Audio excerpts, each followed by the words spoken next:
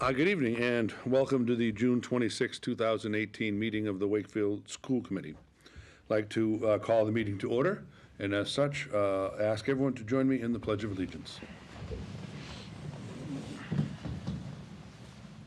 I pledge allegiance to the flag of the United States of America and to the republic for which it stands, one nation, under God, indivisible, with liberty and justice for all.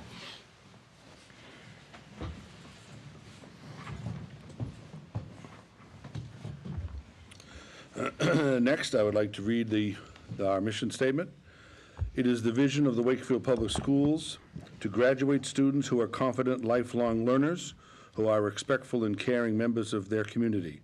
Our mission is to prepare students for college, career, and community by providing rich and challenging curriculum, high-quality instruction, and educational experiences that meet their individual needs and interests. Next on the agenda is a public comment period. If any member of the public is with us this evening would like to address the school committee on any matter, whether it's on tonight's agenda or not, they're welcome to do so. Seeing none, I will move on.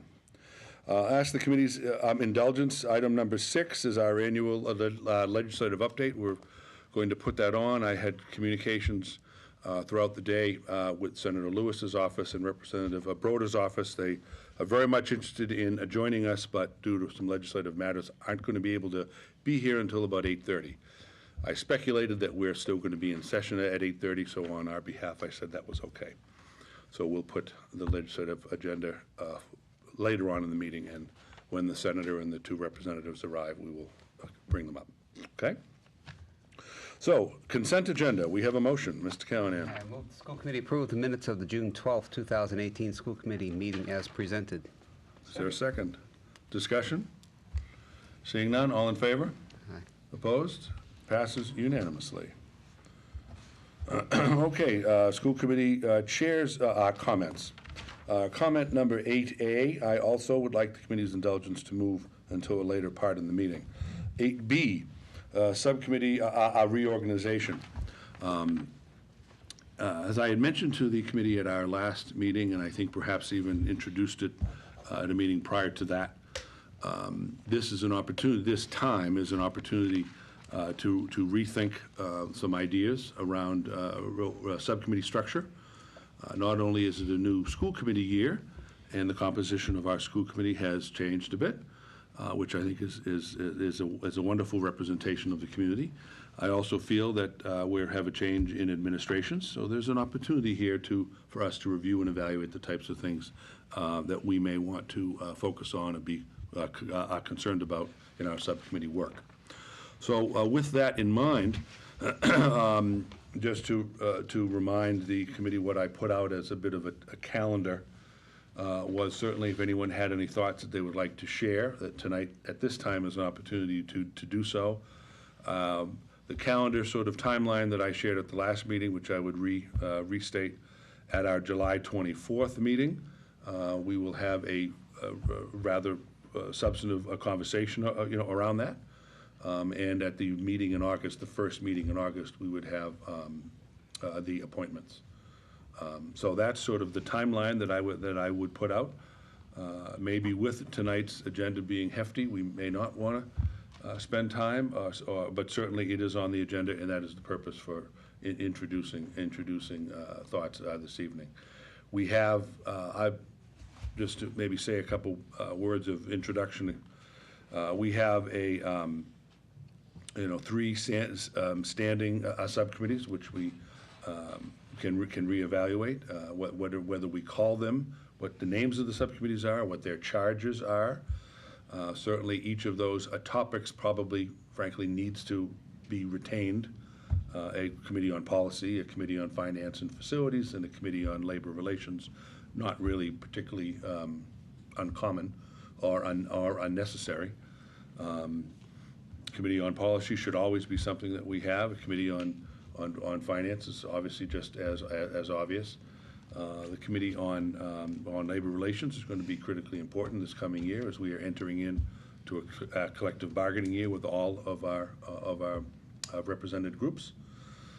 But is there an opportunity to either add to the charge of those three, or perhaps add a other standing committee, or even an ad hoc committee that may take on a task or a topic for a particular year or a period of time, which things can be evaluated. There's lots going on in the district.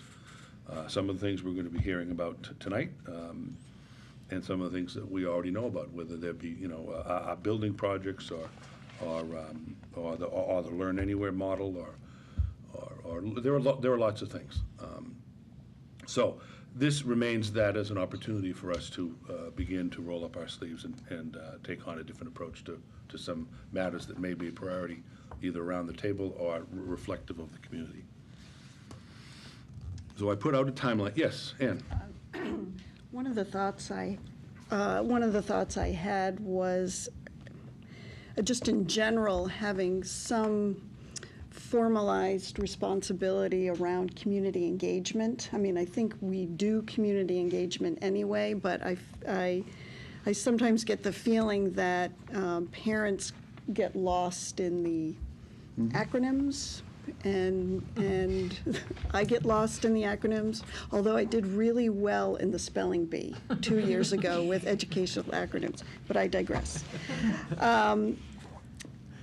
So I'm not sure if that would be something that would just be included in some sort of subcommittee, or if it would be more of a kind of a task force, just to see kind of what the needs are out there, maybe more investigative. It's more of a sort of gut feeling I have that a lot of the work we do, while they could and are very welcome to turn their TVs on or watch us, through Facebook, et cetera, just kind of getting maybe a little bit more information out than just the newspaper. And I've often thought about doing that on my own, but felt a little uncomfortable. It felt like I would be speaking on behalf of the committee, and I wasn't comfortable doing that in that official capacity. That's a great idea.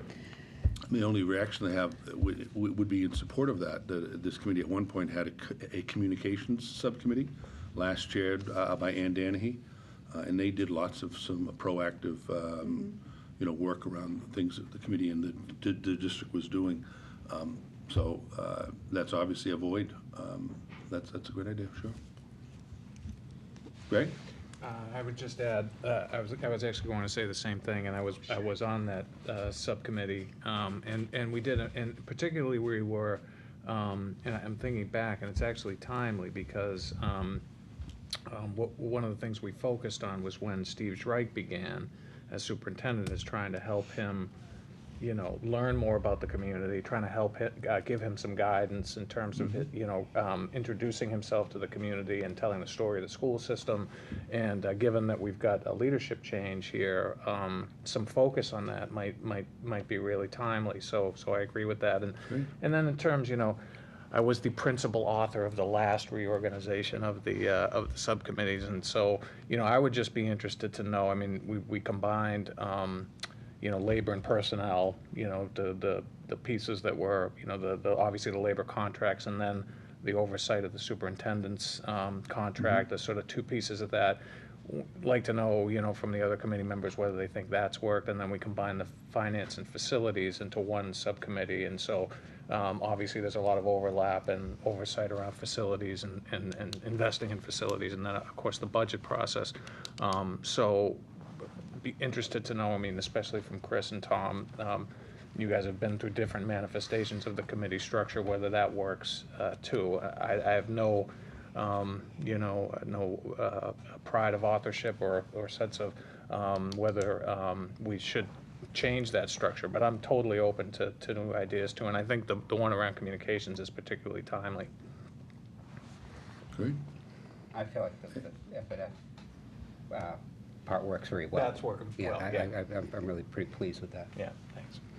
Amy? I'd also like to suggest possibly coming up with an idea for a student services subcommittee, to maybe provide some sort of a channel for the superintendent and the school committee to be more aware of different things that arise, maybe with special education, maybe the Learn Anywhere program, social emotional awareness. And I just feel like if we're more on board and stay connected with opening up communications between the superintendent and the school committee, we may be able to, anticipate things before they happen. One example would just be the out-of-district placements that occurred last year that were unanticipated. Maybe if there was a subcommittee established that, red flags may have been thrown, and we could have maybe fixed it before it came to, having 11 go out with a $690,000 price tag. So it's just a thought of managing maybe that. Okay, good thought. Any other thoughts? So, I'll certainly, I take notes that'll appear in the minutes of the meeting, and on the July 24, maybe what I would do, I'm just sort of thinking out loud, but may prompt a discussion with something in advance around this that would look like a draft or a proposal from the chair to the committee that may have prompt our conversation. So any ideas, certainly reach out, shoot an email, or give me a call, or whatever it may be. Yes, yeah. I just, in thinking about subcommittees, I'm just thinking also in terms of being careful about not overreaching, and just making sure that, we're keeping in mind kind of the statutorial role of the school committee relative to what the superintendent's responsibilities are. Yeah, good point, thank you. Okay, so let's be mindful of what will be a conversation at our next meeting. Summer and fall schedule. The summer schedule was distributed at the last meeting in terms of regularly scheduled meeting, July 24, and then we go back to the second Tuesday in August, second and third Tuesdays in August. So that sort of schedule remains the same. Under summer schedule, but maybe a little combination of B and C, what I would like to propose to the committee for the fall, and perhaps as early in the fall as we can, probably put out a doodle poll of some kind. I would like to suggest that we host for ourselves a day or half-day retreat to have some conversation around really all of these matters once we get the subcommittee structure in place. And we have, certainly it's a full and open meeting to the public, but not necessarily with the trappings of the formality. We've had such a meeting in the past, or we've had a couple of meetings in the past that I think have been quite successful in helping us frame the year and shape the year. The second thing is I would consider offering and to organize, we had a representative from Mass Association of School Committees sort of facilitate that at the last time. I thought that went particularly well. And I think if we got such a representative to do that, again, get one of their field representatives, whether it's a Dorothy or Mike, whoever may be available on the day, what we pick, of course, that then allows, a third party, if you will, to be the facilitator in that. So what we had done in the past, and that isn't to say that we need to do it again, but we've sort of dedicated a half day, which was a Saturday. We did like an 8 a.m. to 1 p.m. or 8 a.m. to 2 p.m., something like that. Saturdays get very busy, but nonetheless, perhaps if we were to put something on the calendar within the next couple weeks, we could all then plan around that. So does that sound like something we'd do a half-day sort of retreat, an 8 a.m. to 2 p.m. type of time frame? I was having the same thought. Okay. Yeah, I'm really supportive of that. Okay. And inviting someone from MASC to facilitate is fair? Okay. The other thing I want to remind the new members of, there is some required training under state law. MASC provides that training. There'll be I don't honestly know if any of it is occurring during the summer, so I can't say that I've researched that at this point. But I'm happy to do so and to share the dates with everyone.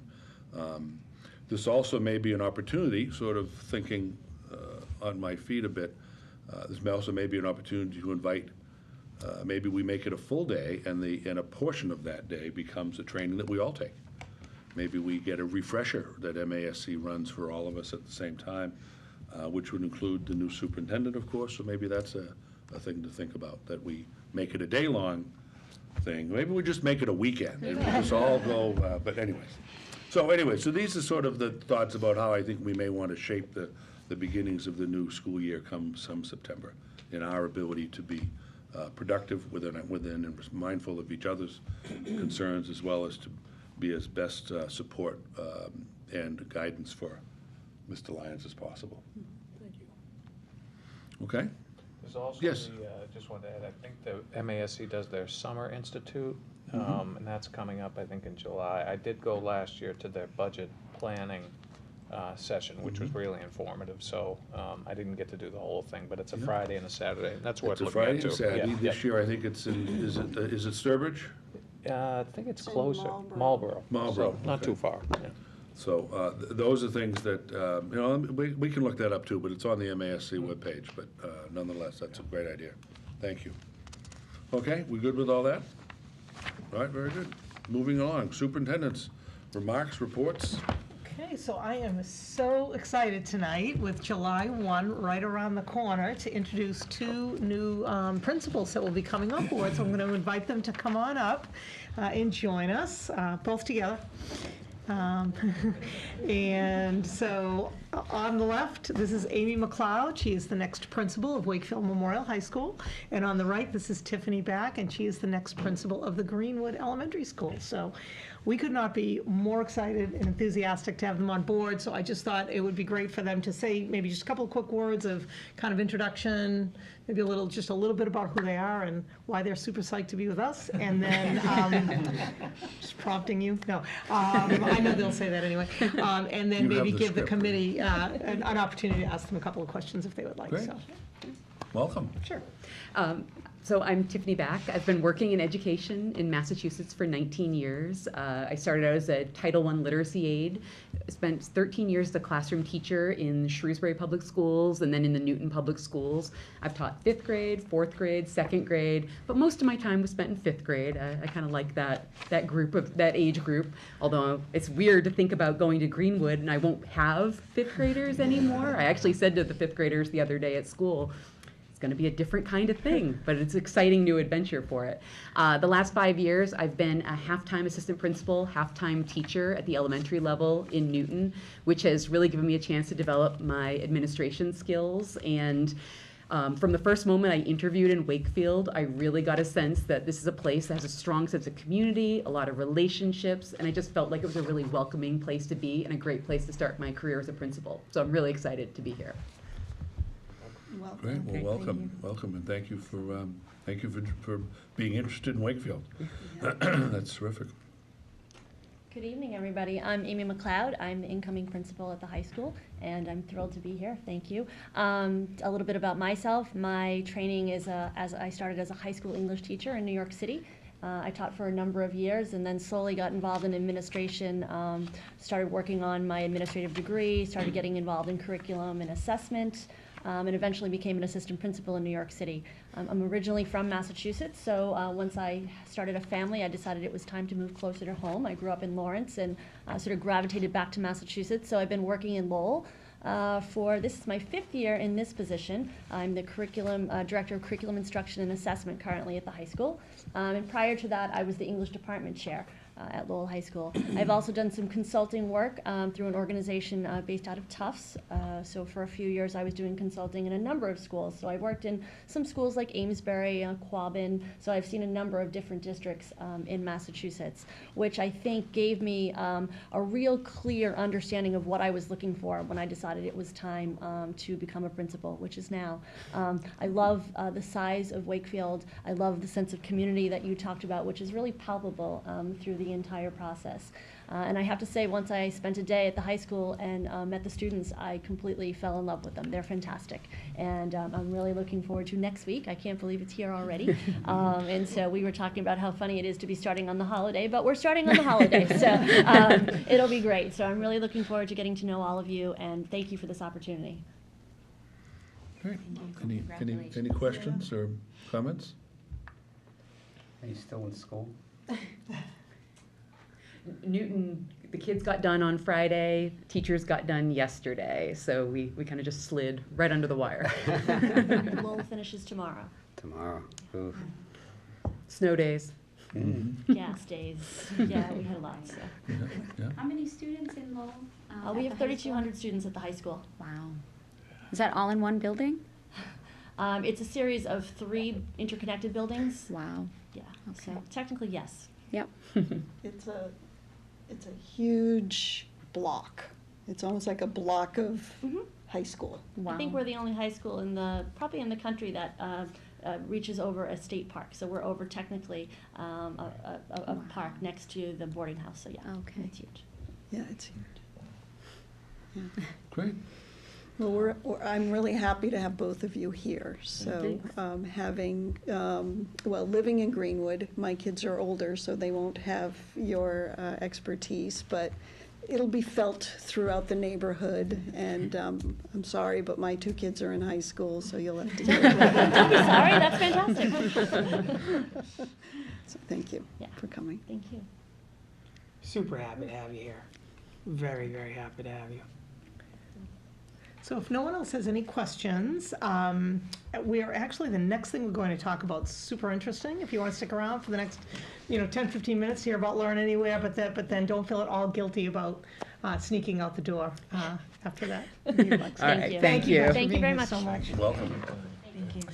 So as I said, the next topic on the agenda is Learn Anywhere. And so I think Doug and I will tag team together to kind of do an update and so I guess I'll start by saying just kind of a reminder that Learn Anywhere is actually a multi-faceted kind of program of different projects we have going. And it's based on this premise that, in 2018, with the technology that we have, students can learn anytime, anywhere, any place. And so we have 3 projects going right now. The first one is online blended courses at Wakefield High School with partner high schools. The second is our Learn Anywhere summer learning programs. And then the third, which will take the bulk of our conversation today, is our school cancellation project. And we have all the survey results for you. But I just want to hit the first 2, just give you a little bit of update on where we are. So on the online course at Wakefield High School, we had an action research team work throughout the year on creating online blended courses in different subject areas so that they'll be ready to go when the time comes. And just really with the idea that looking forward and just being innovative, we can really think about overall create more flexible schedules. We've talked a little bit about how this might relate to the possibilities of later start time and other conversations around flexibility in high school programming.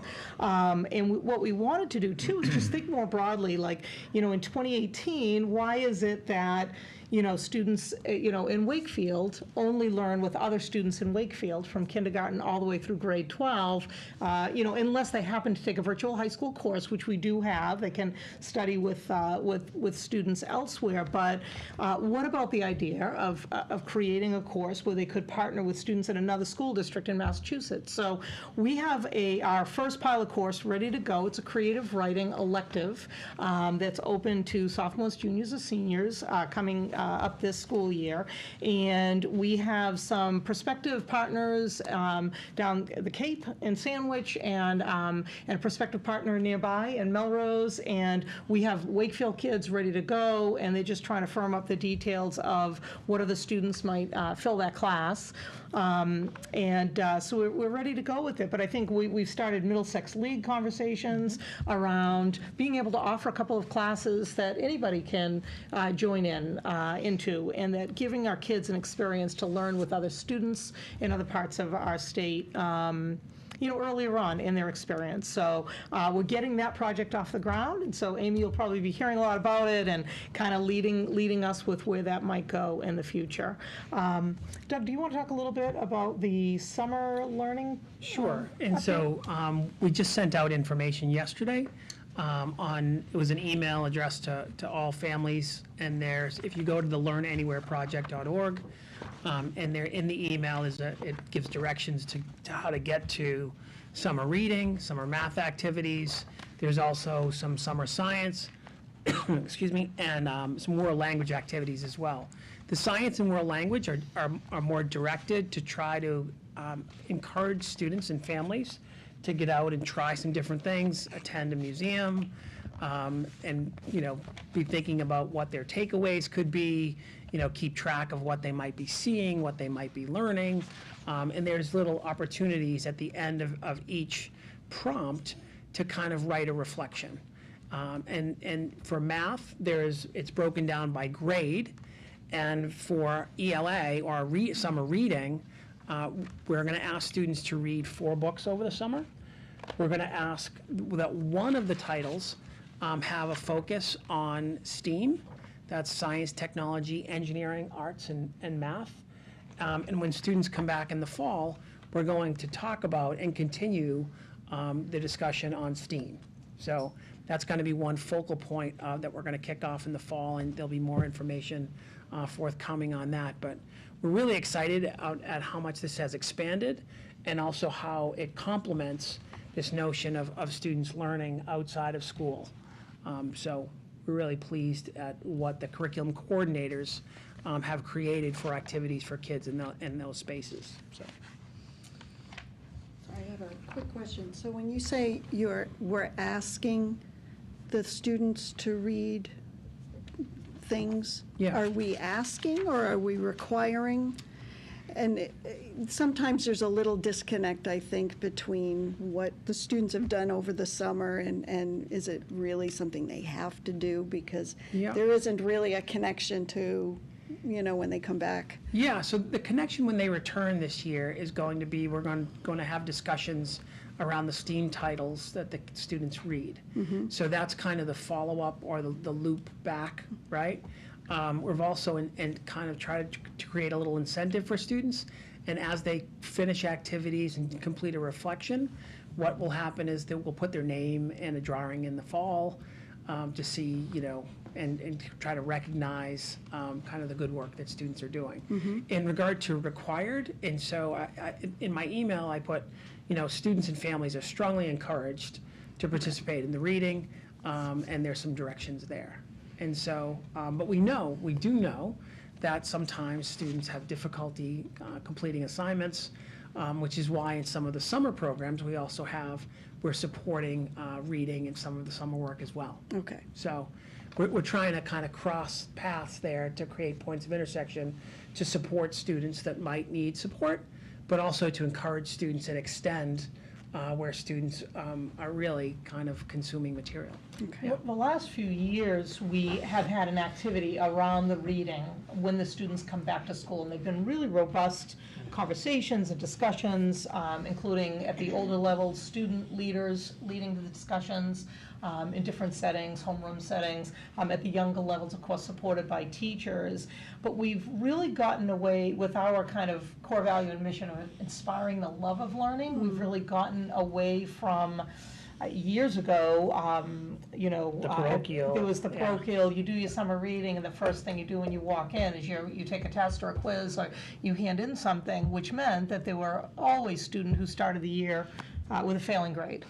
And that just it seemed to really be counterintuitive to really inspiring kids to love to read, which is what we're really aiming for. So, but the kids do love the book discussions, and at all grade levels. And I think it's when they know that it's going to happen and they enjoy it, they're much more likely to participate and pick up that book and get going. Students are also prompted to share on social media what they're reading in the summer, so that it might be the kind of the impetus for other students to also read that title as well. So we're really trying to think about what could be important to students and think about how we could support that, right? Thank you. Greg? Thanks. So one of my questions, Doug, was going to be around students that need that extra support. I mean, there's that concept of summer learning loss, right? For Yep. those, especially for those students that don't Yep. have, rich vocabulary in homes, or just maybe facing other disadvantages. And so the fact that teachers are working, that part of this Yep. approach has those students in mind, that's really encouraging too.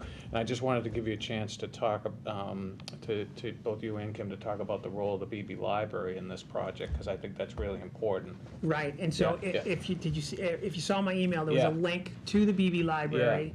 And then we are partnering with them, and they will provide students titles. Yep. So if you are a student or a family or parents that might be interested in kind of what titles students might be reading, the BB Library has been really a brilliant resource for us in really helping students, and kind of the staff there will guide students directly to what they need.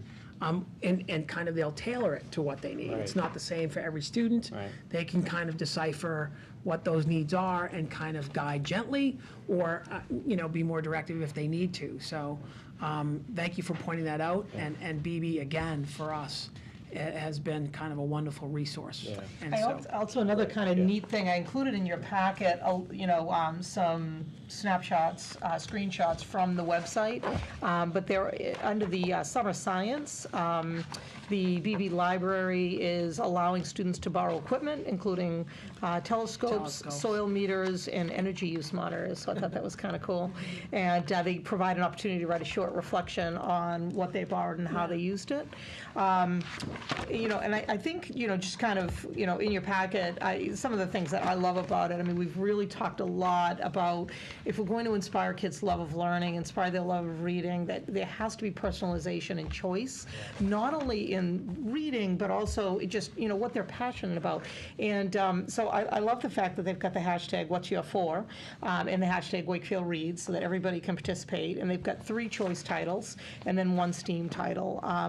There are lots of kids who love math and science. That's like what they're about. So we're really providing opportunity in the math challenge. They really want to prevent the summer slide.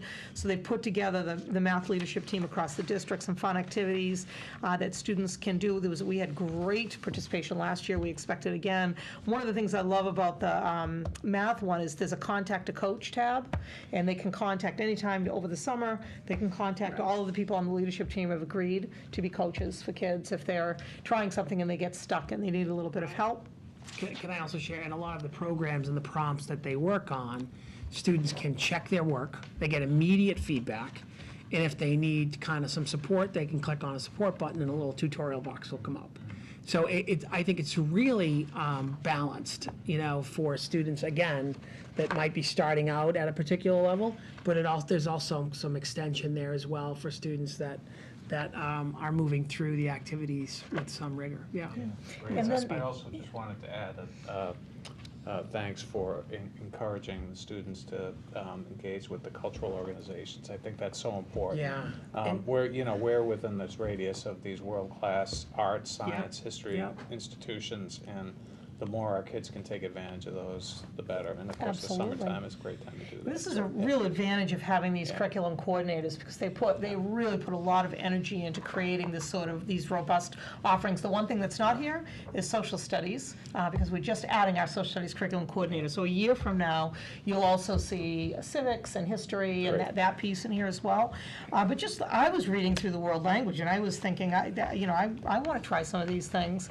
I was really inspired. I will have time. That's right after July 1st. I think I will. But Greg, this is, in terms of the cultural component, world language really does a nice job at really encouraging students to get out and try some different kind of cultural events, whether it be, different foods, just to kind of get out and explore, similar to science, but in a kind of a different kind of topic. So I think we really feel like there's something here for everyone, and we're really pleased at the range that we've been able to develop. Yeah, and the science coordinator, hooked up with, a lot of local venues that the kids can visit, whether it's Children's Museum, Einstein's Workshop, Mass Audubon Society, Museum of Science, New England Aquarium, and Zoo New England. So just like, again, just for a range of kids' interests and really trying to hook them up with some great learning experiences over the summer. So, yeah, we're just really kind of excited about it. Again, if you go to the learnanywhereproject.org, you can, do the drop-down menu for either the online blended course where we're headed with that, or for summer learning, and find that as well. So, anything else on either of those two? I just have a question on the, just a clarification on the BB Library. So in the past, they've done, a grade selection for their books, and they have them all, grade 2 is here, 3 here, 4, 5, 6. So are they going to be structuring the same way, or are they going to be really just based on this personal question, from the parent or the student, then directing them towards an appropriate text?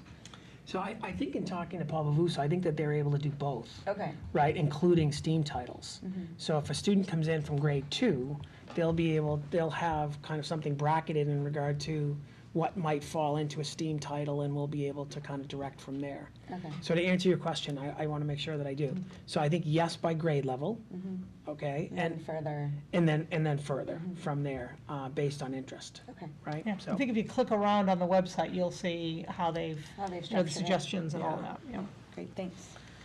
So, and then the most exciting part is I included in your packet a huge amount of survey data for the Learn Anywhere, the school cancellation project. So, and I don't know if you found it really interesting to look at, but I did. And in addition to the data that is in your packet, students, teachers, staff members, parents also had the opportunity to add comments, and there are many, many, many comments, suggestions, ideas, and I'll talk a little bit more about what we're going to do with that. I didn't, add all of that into this, but I think the pie charts give you a lot of good information, and then I've actually read almost all of the comments myself personally. There's a lot of great information in there, so we're going to be looking at that as well. But I just thought I would start by, I put a document in your package to kind of frame the Learn Anywhere school cancellation project, kind of what our objective was with the survey, what we felt like we needed to know and learn right now after our first year of implementation. And so, I talk a little bit in that summary about, we kind of look through the lens in regard to the learning activities through the lens of our 5 high leverage instructional strategies that you're familiar with from our strategy. So our goal is always to really be activating growth mindset, the clarity of our learning expectations, how we're meeting the diverse needs of kids, how are we engaging our students, and are we checking for understanding. And so this survey was somewhat broad strokes, and as you know, we surveyed in grade bands, pre-K 4, 5, 8, and 9 through 12, plus the post-academy, both at the student level, the teacher and staff level, and then at the parent level, to just get a taste of where we are. So with growth mindset, I mentioned in the document that I shared with you that, in a growth mindset, we want to make sure that every child, pre-K through post-academy, has the opportunity to engage in Learn Anywhere type experiences, like we just talked about, that learning happens anywhere, anytime, any place, not just in a classroom, but that you're a learner, you're a lifelong learner, and that we're providing them with a little taste of 21st century college and career experiences, and that all students can learn and grow with practice and effort supported by their teachers. So just sort of a growth mindset framework around kind of getting started in this work.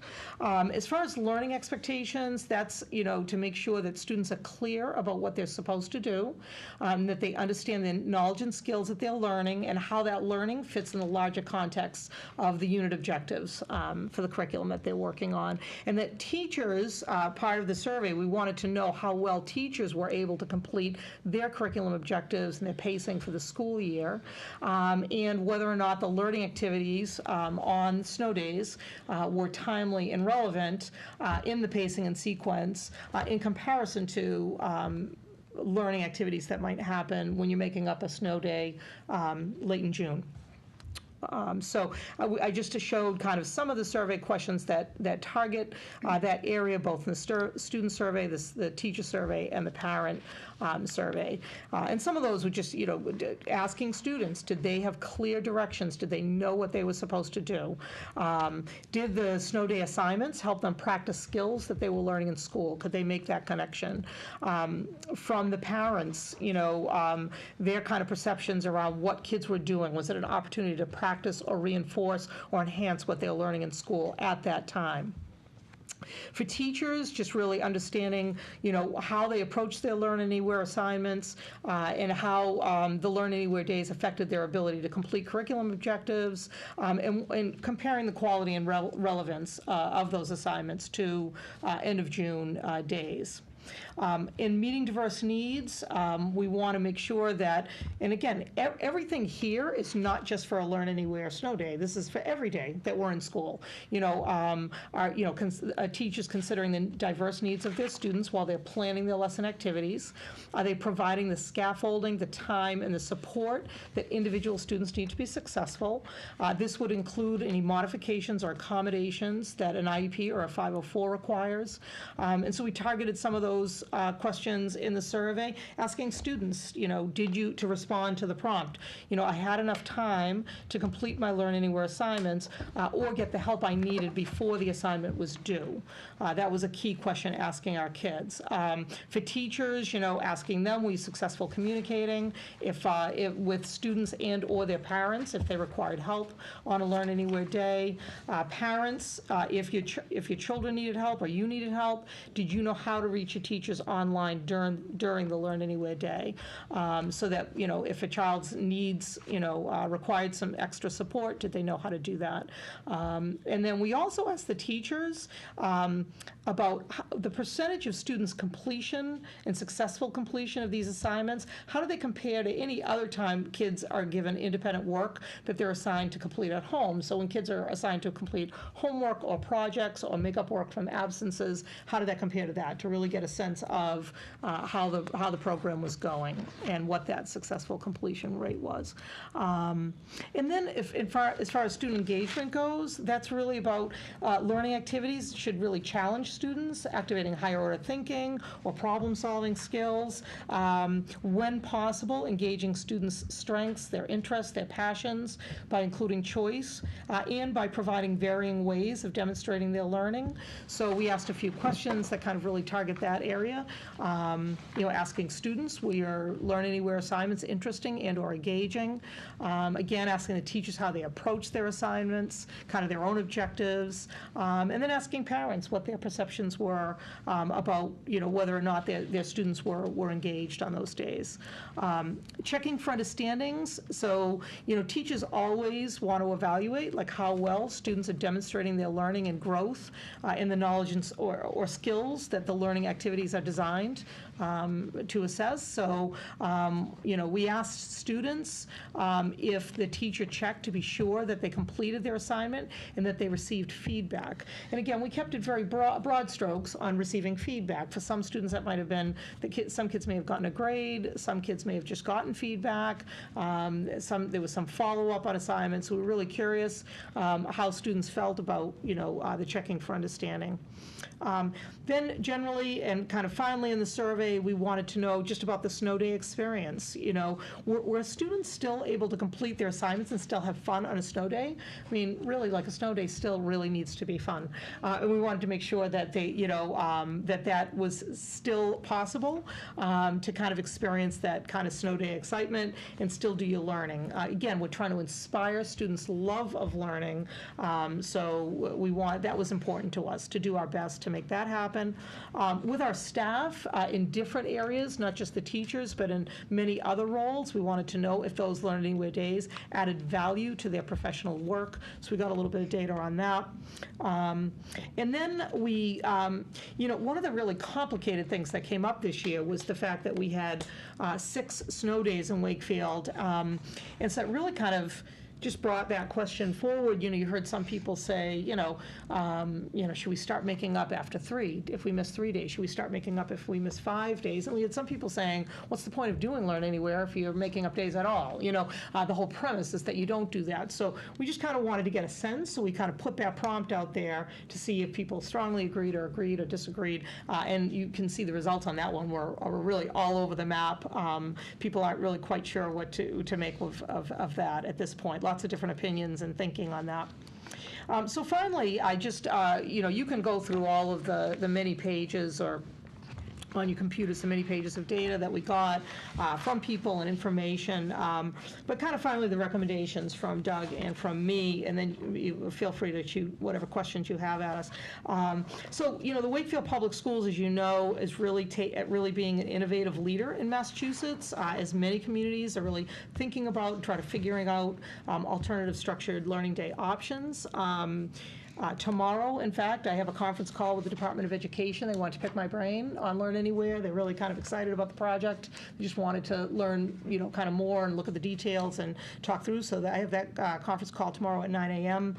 I got an email just yesterday from North Andover. Their school committee approved, basically they used our model and they approved it. They're going to give it a try next year. They're asking for some consultants to come out. And as I shared with you, more than 20 communities in Massachusetts have asked to look at or borrow Learn Anywhere. And like I said, we're not copywriting it. We're also not saying, I've told everybody it's not perfect. It was our very first try, but it is very detailed. So we have a lot, we've done a lot of the front-loading work that people would need to do. So we're continuing to share that out. So I think overall, I did include the roles and responsibilities for the school committee, just that we have made sure to account for every employee in the district in regards to roles and responsibilities. Wanted to make sure you have that information. Again, I think I'd given it to you earlier this year, but just want to make sure especially new members had that as well. Our first year was a tremendous success in many areas, but we also have areas in which we need to grow and improve. I mean, the first year of anything is really going to take some work to keep improving that. So one of the things that Doug and I have talked a lot about, along with other educators, is putting together a Learn Anywhere advisory committee with the idea that committee could really provide some guidance and recommendations as we prep for 2018-19, this coming school year. Some of our ideas about who we'd like to include to get some kind of key expertise and engage voices of all stakeholders. So we want to make sure we have somebody in instructional technology. That's a really big part of Learn Anywhere. We want to have someone, at least 1 or 2 people that have a lot of curriculum expertise. We want to engage someone that has a lot of special education expertise, someone that has student support services expertise. We'd like to have some teachers, some students, and some parents, but really putting together an advisory committee, because our students and parents can tell us what it was like at home. I think the first thing we'd like to engage this committee to do is to read all the comments. There are so many comments, and they're all really good, like really robust to just getting people's from every stakeholder in our community. So maybe start by just really reading through every single comment, maybe putting together a summary of kind of the takeaways from those, and what do we need to do to make some improvements for the coming year. And then the second thing, I think, actually Colleen and I discussed this a little bit via email a couple of weeks ago, about the consistency of experiences. That's something that we're really thinking about in regard to really 2 things. In regard to the time it took a grade level, kids at the same grade level, to complete assignments, and maybe the rigor across the grade level teams or courses. So we're not expecting that every team will have uniform common assessments type thing. And we're not really looking at that. We want a lot of the creativity that we found. We want really a dynamic process of engaging students in learning and really differentiated. But I think in 2 ways we'd like to gain a little more consistency, and that would be in the amount of time it takes kids to complete and to work, and then also just the kind of the level of challenge or rigor, and kind of really try to get a little more consistency across the district, across grade levels. So we thought that this advisory committee might really kind of help explore those pieces as well. So that's pretty much what we did. And then, I will just, on behalf of Doug and me, really offer our recommendation that we continue to improve and implement the Learn Anywhere program. And we're thinking, before the school committee really takes on writing policy for the longer term, we feel like an additional 2 years would give us 3 full years of working on the program. I mean, anything you do in education takes a while to get at the level we really would like to do that. And then it'll give us a little more information, maybe over a 3-year period. We could have a year that there are no snow days or just 1 snow day. This past year we had 6 snow days, so that really varies too. And I think we should kind of live through the experience a little bit with the program and see how that goes. So that would really be our recommendation to kind of think about looking at a 3-year period, sort of as an overarching look before the school committee writes policy that would kind of enact for a longer term. So, and that's it. And the rest you have. So I'm curious to see what you thought about it.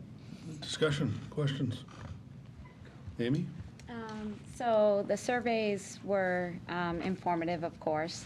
I do think the questions were broad, and the information that I did receive, I wasn't surprised by the answers, to be honest, but I feel like I still want to see what the parent comments were and what the student comments were and the teacher comments. So I almost feel like the report or the survey is still incomplete to me, because I feel like in order for us to kind of figure out how it actually really works, and if it was very like the most effective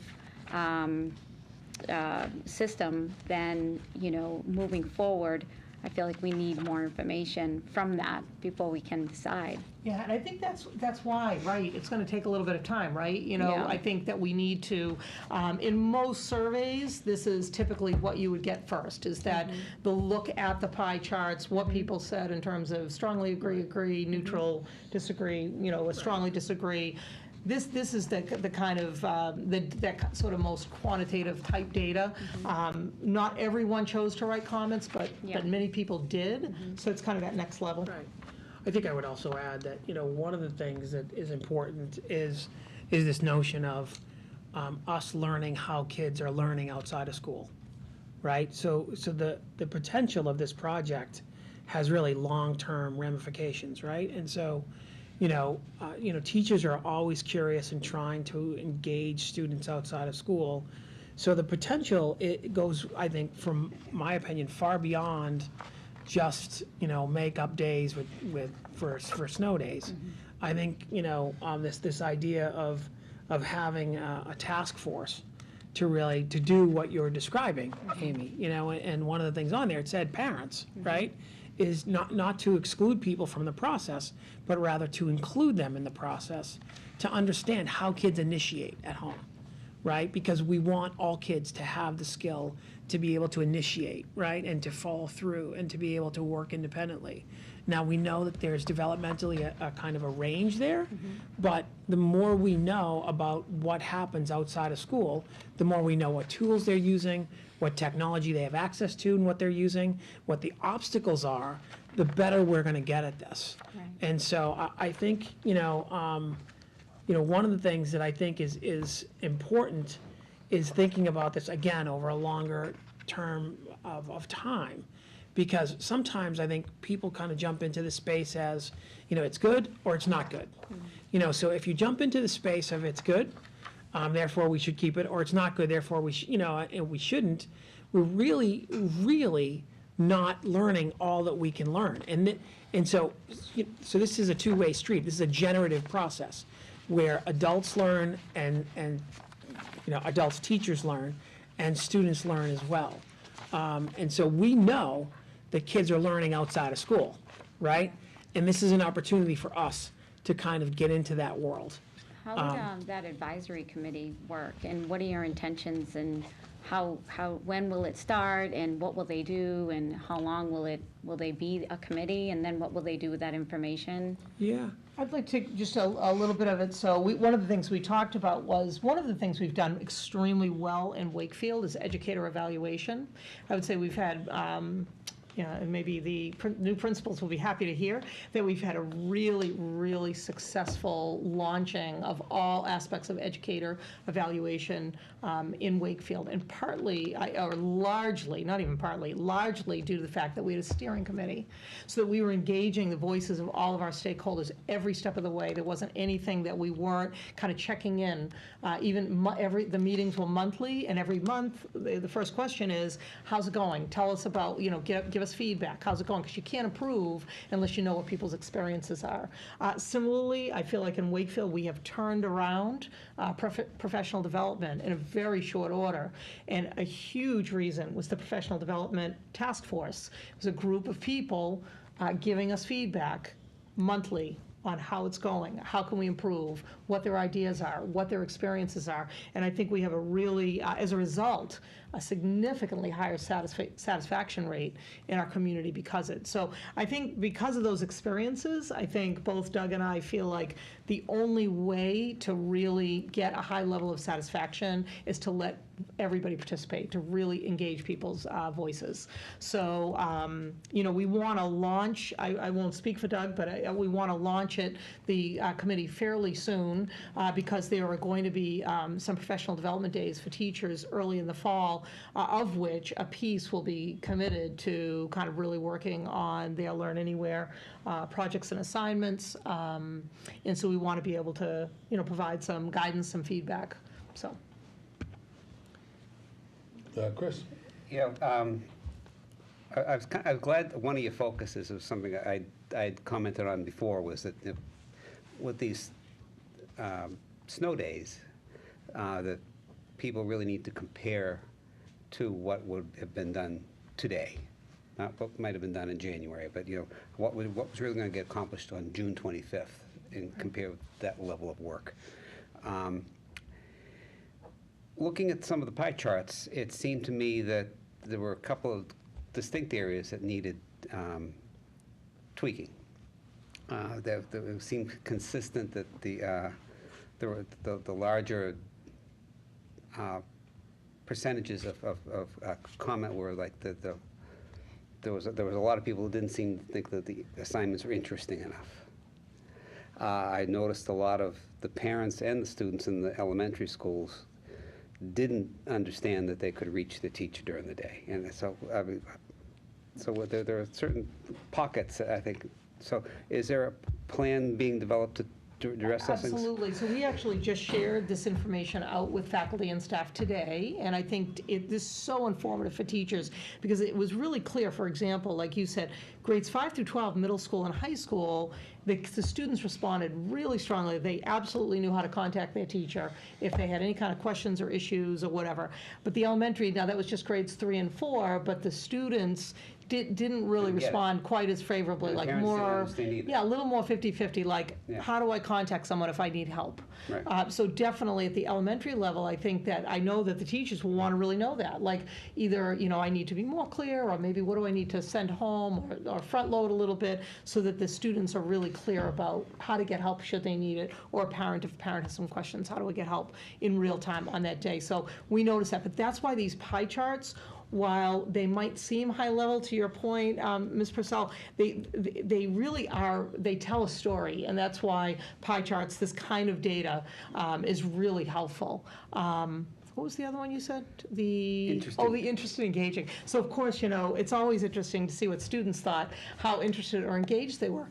And many said, yes, we were, and it seemed, again, maybe a little bit differently at the elementary school, students were more interested, engaged, maybe really enjoyed their assignments. The older they got, the less interesting they thought it was. But some still said it was, but I think that's important for us to kind of compare, for teachers to say, what was I going for? So we had you saw that data. I hope you found that really interesting, the bar graphs about what teachers were trying to do, because there were lots of different ways they could approach. So maybe teachers can really compare, like, what was I going for, and did my student think, was my student interested or engaged or challenged, by what they were given.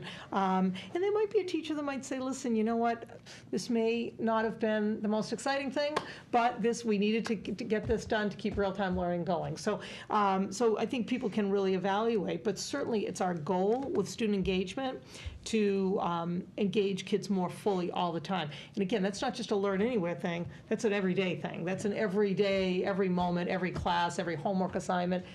And I think, like Doug said, something that's, I think we're going to learn through this is we're going to learn a lot more about homework. We're going to learn just a lot more about kids working independently, like through this. I think we're going to improve, and sometimes that's one of those kind of outcomes that will be a really positive one. Like what we learn through this is, I think, going to just help us in general with just providing the best possible learning experiences for kids. No, I think that this is an opportunity to just, this is where we started, this is what worked, this is what didn't, and this is this is how we fix it. And Yeah. No, I don't think I had any expectation that year one was going to be flawless. I mean, Yeah. but I think every day in the classroom, you're going to find that some things just don't work. Right, And, exactly. they'll go into a lesson with a certain plan and then get these blank stares at them, and they say, oh, I guess I'll start that over again. So. Yeah, and I think parents said on the one about, the teacher checked to be sure that the students completed their assignments and gave them feedback. A lot of parents, many said, yes, I agree, but a number said, like, I don't know, I'm not sure. And I found that interesting because we don't always check, like, to see if our parents know what that follow-through piece is. And that might just be something for us to look at to say, again, not just to Learn Anywhere, but in general, like, do parents know, in order to best support their children, do parents know if, teachers are kind of checking in, making sure kids completed the assignments, and kids are getting feedback on their performance, and getting feedback on their learning and their growth. And I thought that was interesting. And I know our teachers will think that's interesting as well. Greg? So thanks. I just had some general comments, and really made me think. Some general comments. So this is an innovation, right? Mm-hmm. This is really an innovation that our district is engaged in.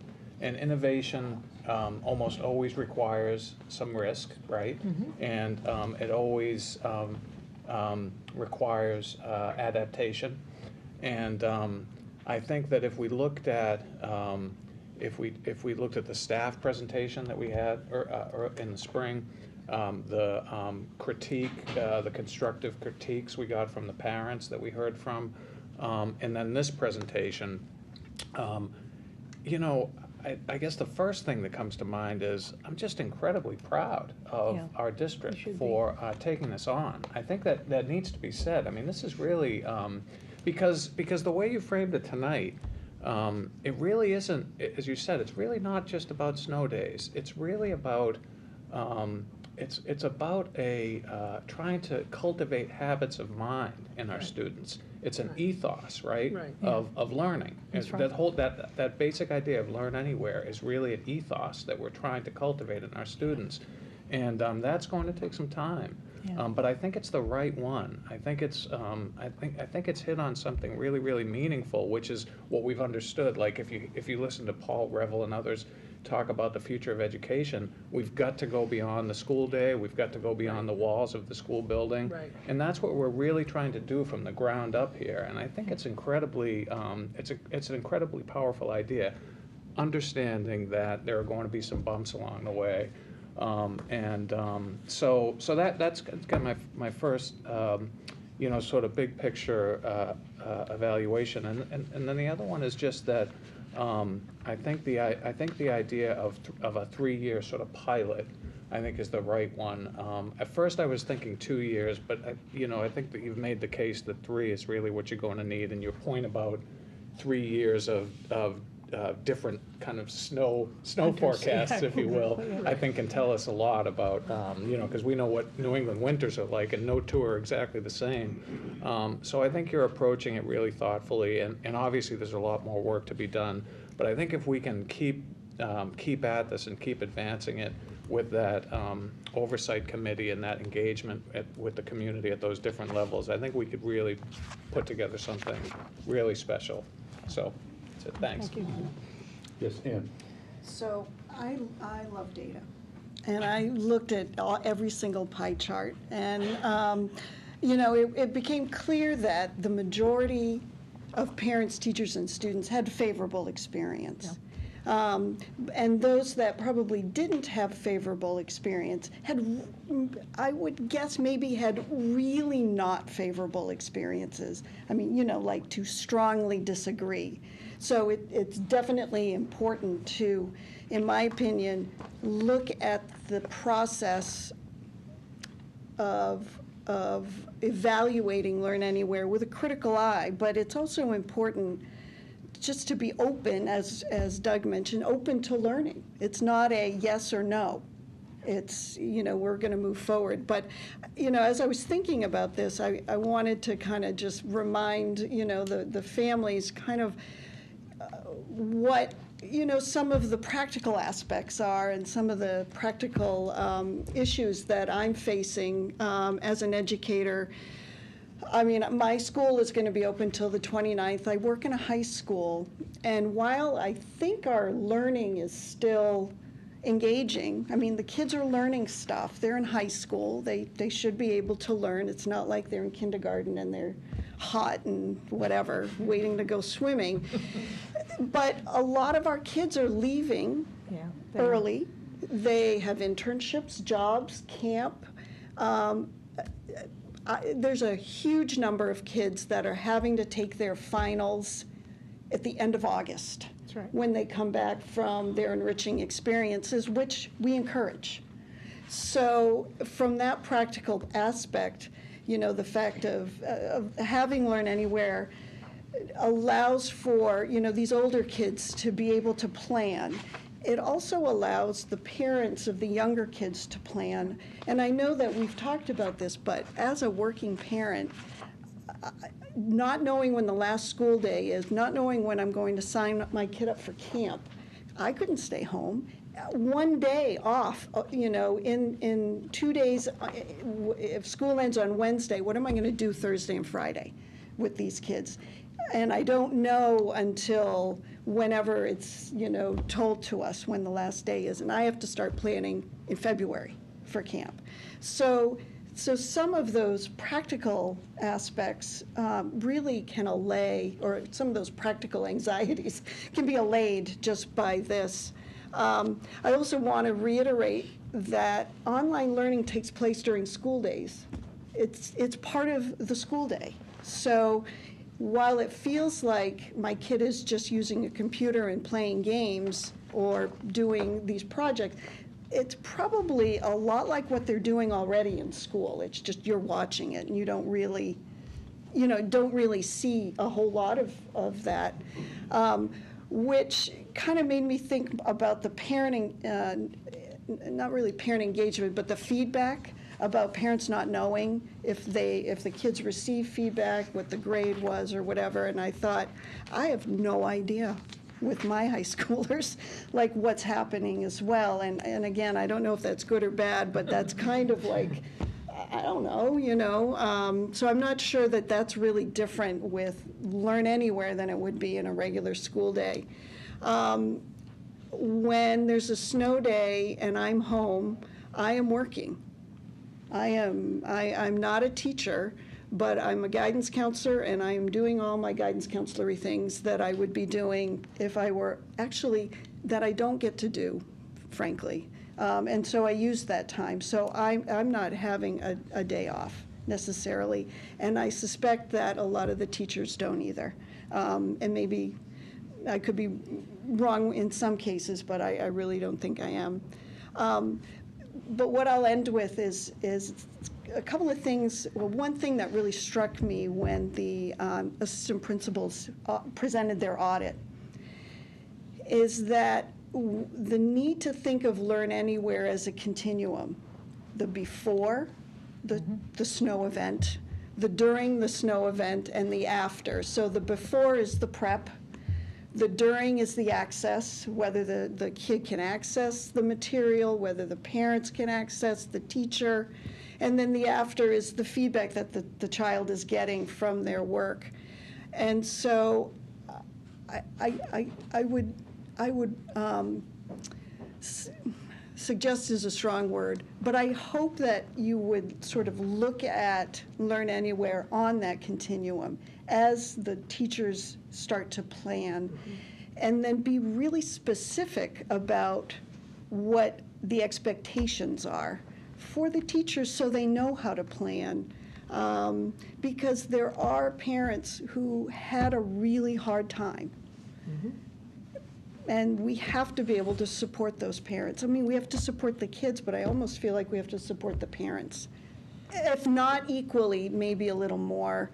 And then there's kids like my kids. I mean, as a parent, I have a different experience than I would as an educator or even a school committee member. My kids kind of sort of liked it. I mean, they weren't wild about doing X amount of homework. They had felt like they had just as much, if not more, if a teacher accidentally assigned them something and they didn't have that block that day, you know. But, I mean, for the greater good, I think it was a really good experience for them. So those are my takeaways from this. It was a really terrific bunch of information. I appreciate it. I also, again, I overall did like the Learn Anywhere program. I had 3 kids who participated. 2 out of the 3 certainly, you know, had no problem accessing or doing any of the work. But I do have a child who is on an IEP, and it, you know, with 6 snow days for her, it was very difficult for her to access the curriculum, work independently. We had 2 snow days right in a row, and, you know, she definitely felt overwhelmed when the snow days were Wednesday, Thursday, and then when she went back to school on Friday, she had other regular work that was due on Friday that they didn't anticipate having 2 snow days in the middle of it. So it was just a lot, and I feel like for her, it was, you know, kind of torturous, to be honest with you. So those types of kids who have certain needs, Learn Anywhere is not ideal for them. And it isn't ideal for the parents either, because I can't really teach her the way she needs to be taught. She also, you know, receives some one-on-one instruction that's very specialized.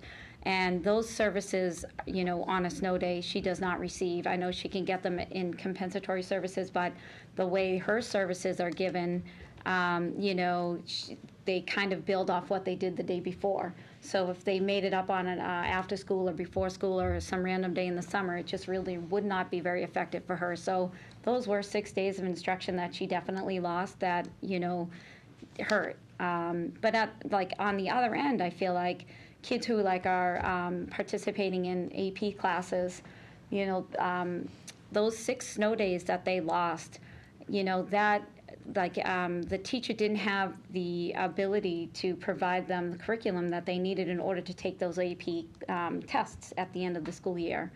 So I feel like maybe the teachers felt under the gun to get through all that curriculum because obviously it's a huge caseload. So just for 6, like this year we had 6 snow days. On average, I think you had mentioned it's 3.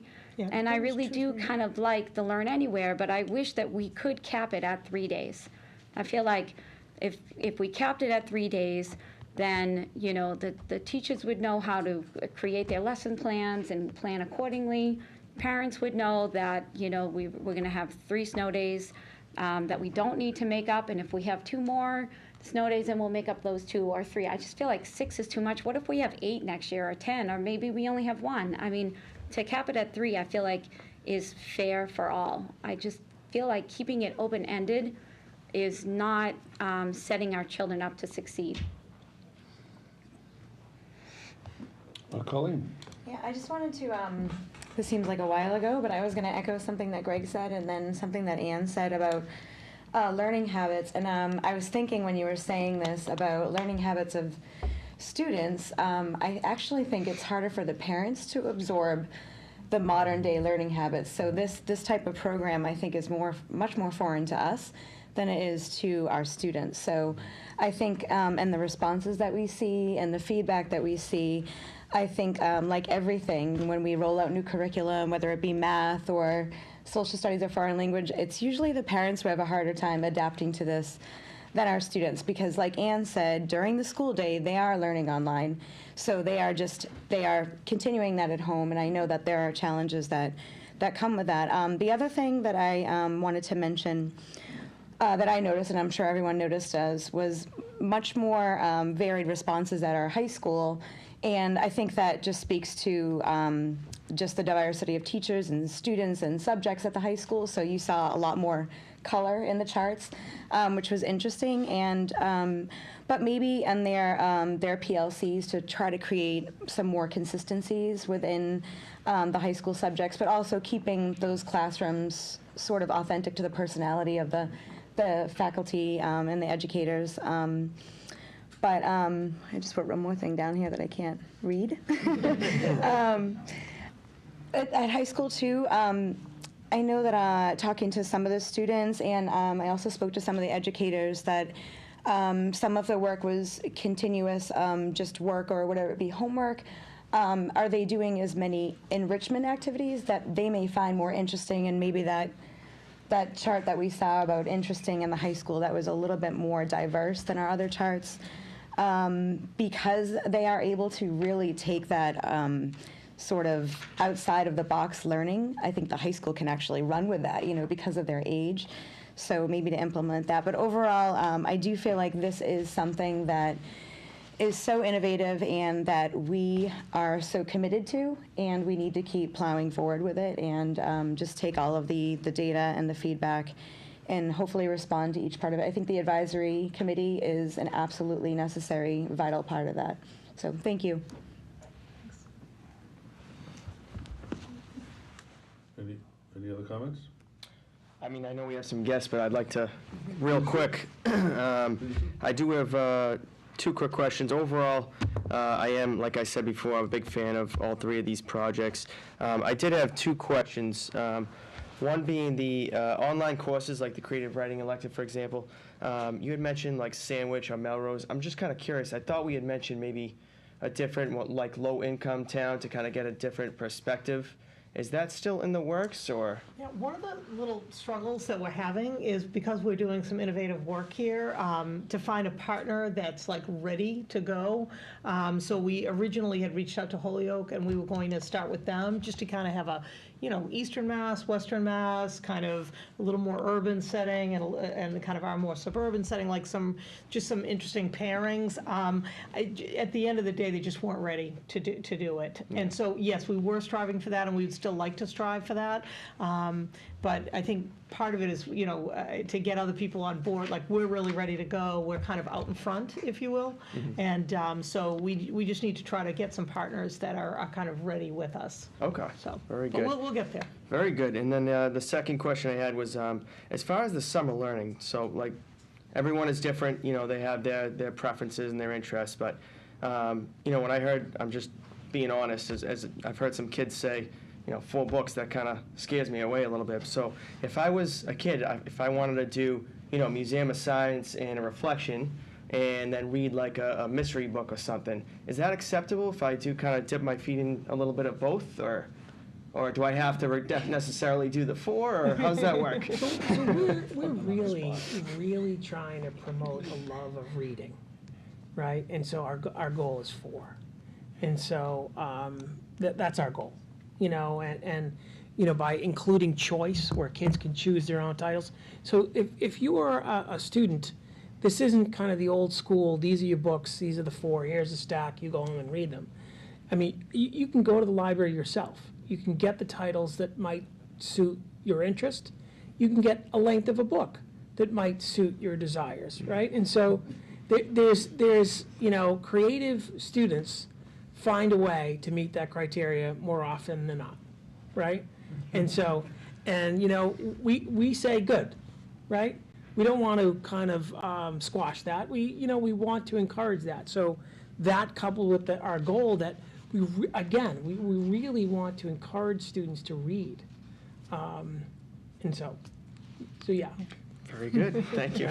Did I answer your question? Yes, you did. You're not wrong. There's definitely those kiddos, no question about it. So are you saying, Mr. Lyons, that because of this option that in Wakefield, a book like a Beowulf will never be read again? No, I'm not saying that, Okay. because there will be There'll be a someone, line there will at the be. library to pick out Beowulf Well, without the that might assignment be a itself? short line, but someone's gonna read it. Okay. Right? And we want to kind of praise and recognize those efforts, just like we do anyone that might be lined up for another title, right? Indeed, So, indeed.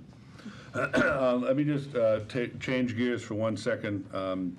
Been handed from our official, our studio advisor, the results of today's election are in. The special election with regard to renovations to the police station have failed to pass. 52% of the vote approximately in the no and 48% in the yes. So, okay, moving along. Any other comments for the superintendent or incoming superintendent with regard to this? So I'd just like to put in my 2 cents, if I could as well, that I have supported the Learning Anywhere model from its inception. I agree with probably bits and pieces of what all of us have said around the table, and I think that's probably the feedback that you've seen here, that you've already received, as well as what we're representing tonight, is truly part of a continuous improvement model. And if we're going to, continue to create the culture of learning that we so deeply want, that isn't just done in the four corners of a 52-minute block or the four corners of a school building or a school room.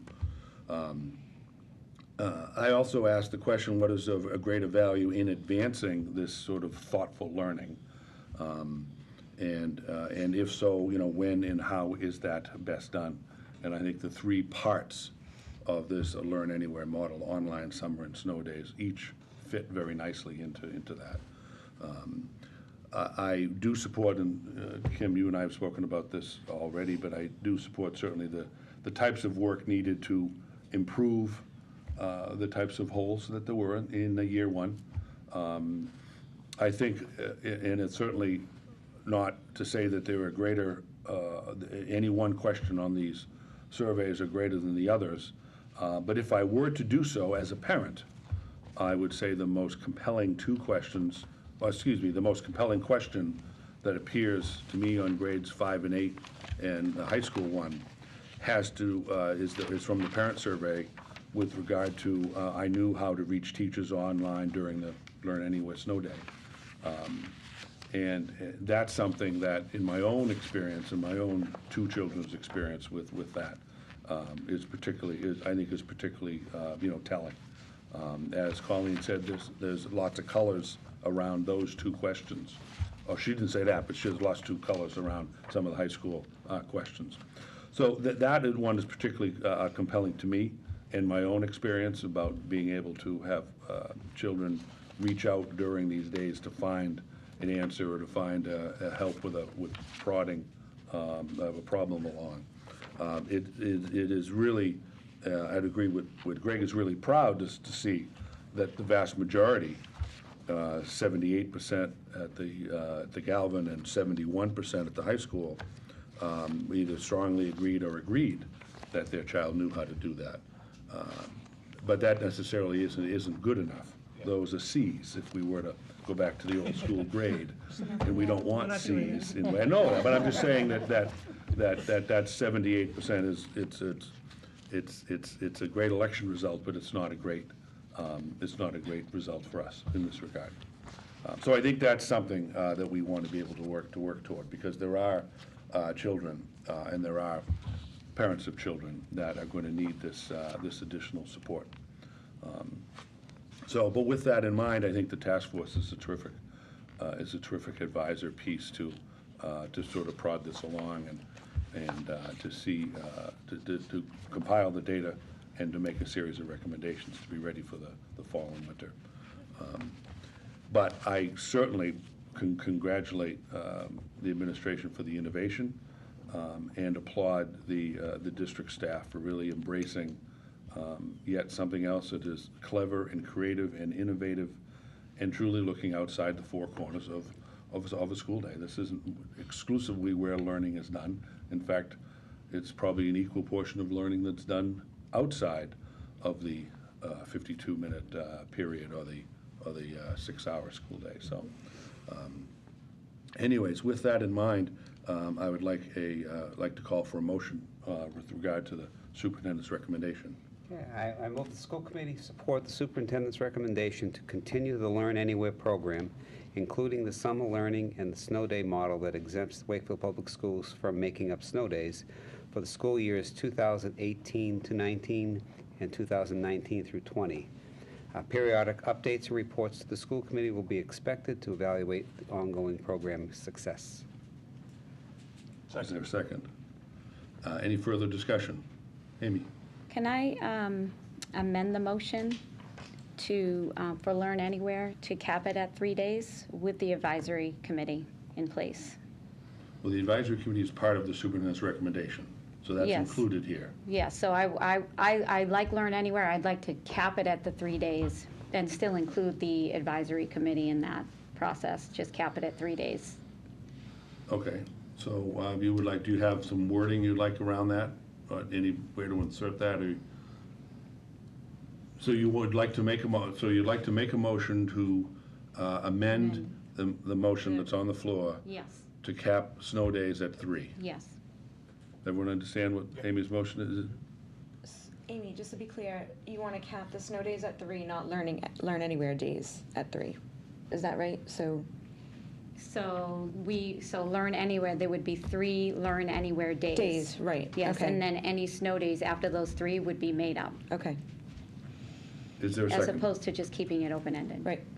Is there a second?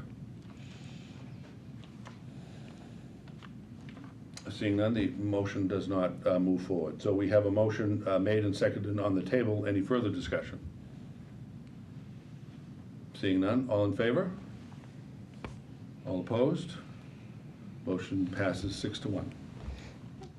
Thank you Okay. very much. And just on my other, just one little note, if you get a chance to go by and see the Walton School, the construction project is really rolling, and it's so exciting. So if you have a chance to go by and visit, I think now you can really see the new kind of version of the school taking shape, so. Although it is a beehive up there, I don't know. They'll let you near it? Yeah. Yeah. It's a They're a hard little hat job, protective. and Yeah. it's gated off at night, so. Okay, so, So don't go bring your at night. binoculars. Don't go at night. Don't bring a drone. Don't go at You night already anyway. learned that. Thank you, that's all I have. Great. Well, yesterday, for instance, they had 14 cement trucks, cement pumpers, and all the people to put it through. So we're delighted to have with us 2 very special guests for the annual legislative update. State Senator Jason Lewis and State Representative Paul Broder. Good evening. Welcome, gentlemen, and Pleasure thank to you be for back. being with us tonight. I would start by saying, I extend the apologies for Representative Wong, who got caught up at an event in Boston and won't be able to join us until perhaps the very end, but I think it's exceedingly unlikely. And before we get underway, I was just thinking, as you're talking about summer reading and inspiring learning, that I remember a past superintendent and the son of a past superintendent that challenged, I think, the elementary school kids of the town to read a certain amount of books, and if they did that, both would shave their heads. That apparently is off the table. It is delightful to see Ms. Purcell and Ms. Guida, and we wouldn't want to miss the opportunity, certainly to thank Rob Tiro and Kate Morgan for their service and all they've done for the community before they've moved on to whatever's next for them. I'm going to say something, I will say something real quickly about the current fiscal year, a small piece of good news, and then I will kick it over to Senator Lewis. So for fiscal year 18, as you know, there was some, the circuit breaker funding wasn't as robust as we had originally hoped. We thought we might hit the target, and that was not the case. The governor did sign a supplemental budget on May 21st that provides $12.5 million of additional revenue statewide to supplement that circuit breaker line. And that is good news. We think that brings it close to, if not up to the, the state mandated target. There was also a small increase in charter school reimbursements to the tune of about $2.5 million, which isn't don't plan around that huge amount of money pouring in, but more money is always better than less, certainly. And we're in a little bit, we think, of a stronger position going into the fiscal year that is about to start. And with that, I'll kick it over to my friend and colleague, Senator Lewis. All right. Well, thank you, Representative Broder, and good evening, everyone. It's always good to be with you, and we appreciate the invitation to give you an update and also hopefully have some conversation and hear some of your questions and feedback. And I want to echo Rep. Broder's congratulations to Amy and Colleen on putting yourself out there to run for office and to serve the community on the school committee. And we really appreciate everyone's service on behalf of the town of Wakefield. As Representative Broder said, we were pleased to be able to add some supplemental funding for the current fiscal year to help you with the circuit breaker. We know how important that funding is, and so that's every little bit helps. So we're pleased we were able to do that. And then for fiscal year 19, which starts July 1st, which is next week. The budget, the state budget is very close to the finish line. It's not quite over the finish line yet. We are waiting for the final document to emerge from a House-Senate conference committee, but we have a pretty good idea of what the funding will look like, certainly that you care about the most in terms of Chapter 70 funding for schools and local aid. And the good news for Wakefield is that with some increase in Chapter 70 funding that the House and the Senate did over and above what Governor Baker recommended, and a little bit of a decline in the charter school assessment, the net increase in state aid for Wakefield. So this is the receipts that the town has, which is chiefly Chapter 70 funding and unrestricted local aid, minus the charges that are assessed by the state, primarily for charter school and for the MBTA.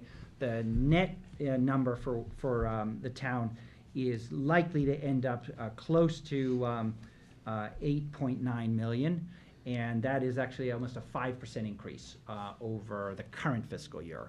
So that's a pretty healthy increase, and we think the final budget should be very close to those numbers. We're pleased about that. Just a few other quick updates. As we've discussed it at length in the past, I think we all recognize that the way that we currently fund public schools in Massachusetts, so-called Chapter 70 formula, which has been around since 1993, is out of date and does not accurately reflect all of the challenges that our schools are facing in terms of healthcare costs, in terms of the number of students who need special education services, the number of students increasingly who are English language learners, the new technology that our schools need, the social emotional needs of our students in our communities, and so many other things, demands that are placed upon our schools. We did create the Foundation Budget Review Commission a number of years ago. I was very pleased to file the legislation that created that. It was bipartisan. As you probably know, there were meetings all over the state. Superintendents were involved, teachers were involved, parents were involved, all stakeholders. They came out with a series of recommendations, and so our work that certainly Representative Broder and I have been championing since then, and along with many of our colleagues on both sides of the aisle, is to get those recommendations implemented in law. So it wouldn't just be a report sitting on the shelf gathering dust, but these would be actual changes in the Chapter 70 formula around how we calculate the foundation budget that we need to make. And got some very good news. Last month, the state Senate took up that legislation, and it passed unanimously, which was very, very exciting news. So that legislation to update the Chapter 70 formula, the so-called foundation budget, the recommendations of the Foundation Budget Review Commission, was passed by the Senate. Representative Broder is a champion of this, as are many in the House, and we are very hopeful that it'll continue its forward progress, and we'll continue to get that across the goal line. And I can assure you I will personally stay completely committed to this. It's has been always and will continue to be one of my top priority issues because it's absolutely essential to Wakefield schools and frankly for every community in the state. There's nothing more important than a quality education for our students. And if we don't provide adequate resources, it makes the job of our teachers and our administrators extremely difficult. And they do incredible things with the resources they do have, but it's increasingly challenging. The second piece that we need in order to do this, which unfortunately I don't have as good news here, is that we do need new revenues. Making those changes to the formula is the first piece, but then obviously we do have to fund that. And we are talking to fully phase in those recommendations to update the Chapter 70 formula. As I think you're aware, we're talking about at least $1 billion in new funding from the state to make that happen. And the total Chapter 70 funding is about $5 billion from the state. So just to give you a sense of proportion, it's a very significant amount. We have been chipping away at that a little bit, so there has been some increased funding. In fact, in this budget we just talked about, there is some incremental funding to start chipping away at particularly the healthcare costs, but nothing close to the billion. The best opportunity that I at least believe we have to raise that money in a fair way is the so-called Fair Share Amendment, or also known as the Millionaire's Tax, which would propose to assess a 4% income surtax on income earned by residents of the state above $1 million a year. So not assets, not the value of your house or any stocks you own or whatever, only on the income that you earn each year above $1 million. Unfortunately, we got some bad news last week. The Supreme Judicial Court ruled that it was not qualified to be on the ballot. It was kind of a technical issue. It combined two different subjects in one question. So unfortunately, voters won't get a chance to weigh in on this coming November as many of us had hoped. And it is overwhelmingly popular with the public, 70% support. But what I have announced is that I'm planning to refile this as a legislative amendment to the state constitution in January. And that is not subject to the same legal issues that derailed the petition that was heading to the ballot. So we can file the same proposal. We can similarly dedicate those funds to only education and transportation as was proposed for the Fair Share Amendment, and that could go forward. Unfortunately, it's going to take a bit longer because we do have to restart the process, but there's a lot of support among the public. There was 70% support among House and Senate members when we voted on this twice, actually, and so we're going to continue to push this forward. In parallel with the legislation that I mentioned earlier. We are going to be looking at other options as well. It's not an all or nothing, so other options as well that we can look at to certainly try to increase funding for our schools. We're going to be looking at all possibilities, but I wanted you to know that the best option we have, I think, because it's the fairest way to raise that money, we will continue to pursue that, but through a legislative amendment. And then the last thing I wanted to mention, we are working also, as you probably know, on finalizing legislation around civics education, which I know many of us feel is very important. The Senate and the House passed legislation relative to civics education. It's really more service-based learning around civics. And we are aware, we want to make sure it's not an unfunded mandate and that there isn't a new burden placed on schools, so the legislation is written to make sure that it would not be the case. The difference between the House and the Senate bill would actually make the civics requirement a graduation requirement. The House bill would not make it a graduation requirement, so that's why we're now negotiating the final language for that, and that's being worked out. But I do expect that will be resolved, and so we will likely see that final legislation in the next few weeks. So I think I'll stop there and let Representative Broder add one or two more pieces, input. because the revenue picture and the way the budget got developed this year was under kind of the craziest set of circumstances that we've had. My time in the legislature, which started in 2011, in that we had the Fair Share Amendment, which best guess would add roughly $2 billion to the state's revenue stream if it passed. And then we had the sales tax cut ballot question, which would have taken 1.2 billion away. And so, we were living within a world of a almost $4 billion potential swing in what our revenue would be in a budget that is roughly 40 or $41 billion. That was a little bit of a challenging kind of thing to navigate. We think, stay tuned, but we think we have had an opportunity to take all the ballot questions, to take 3 ballot questions off the ballot, including the sales tax reduction.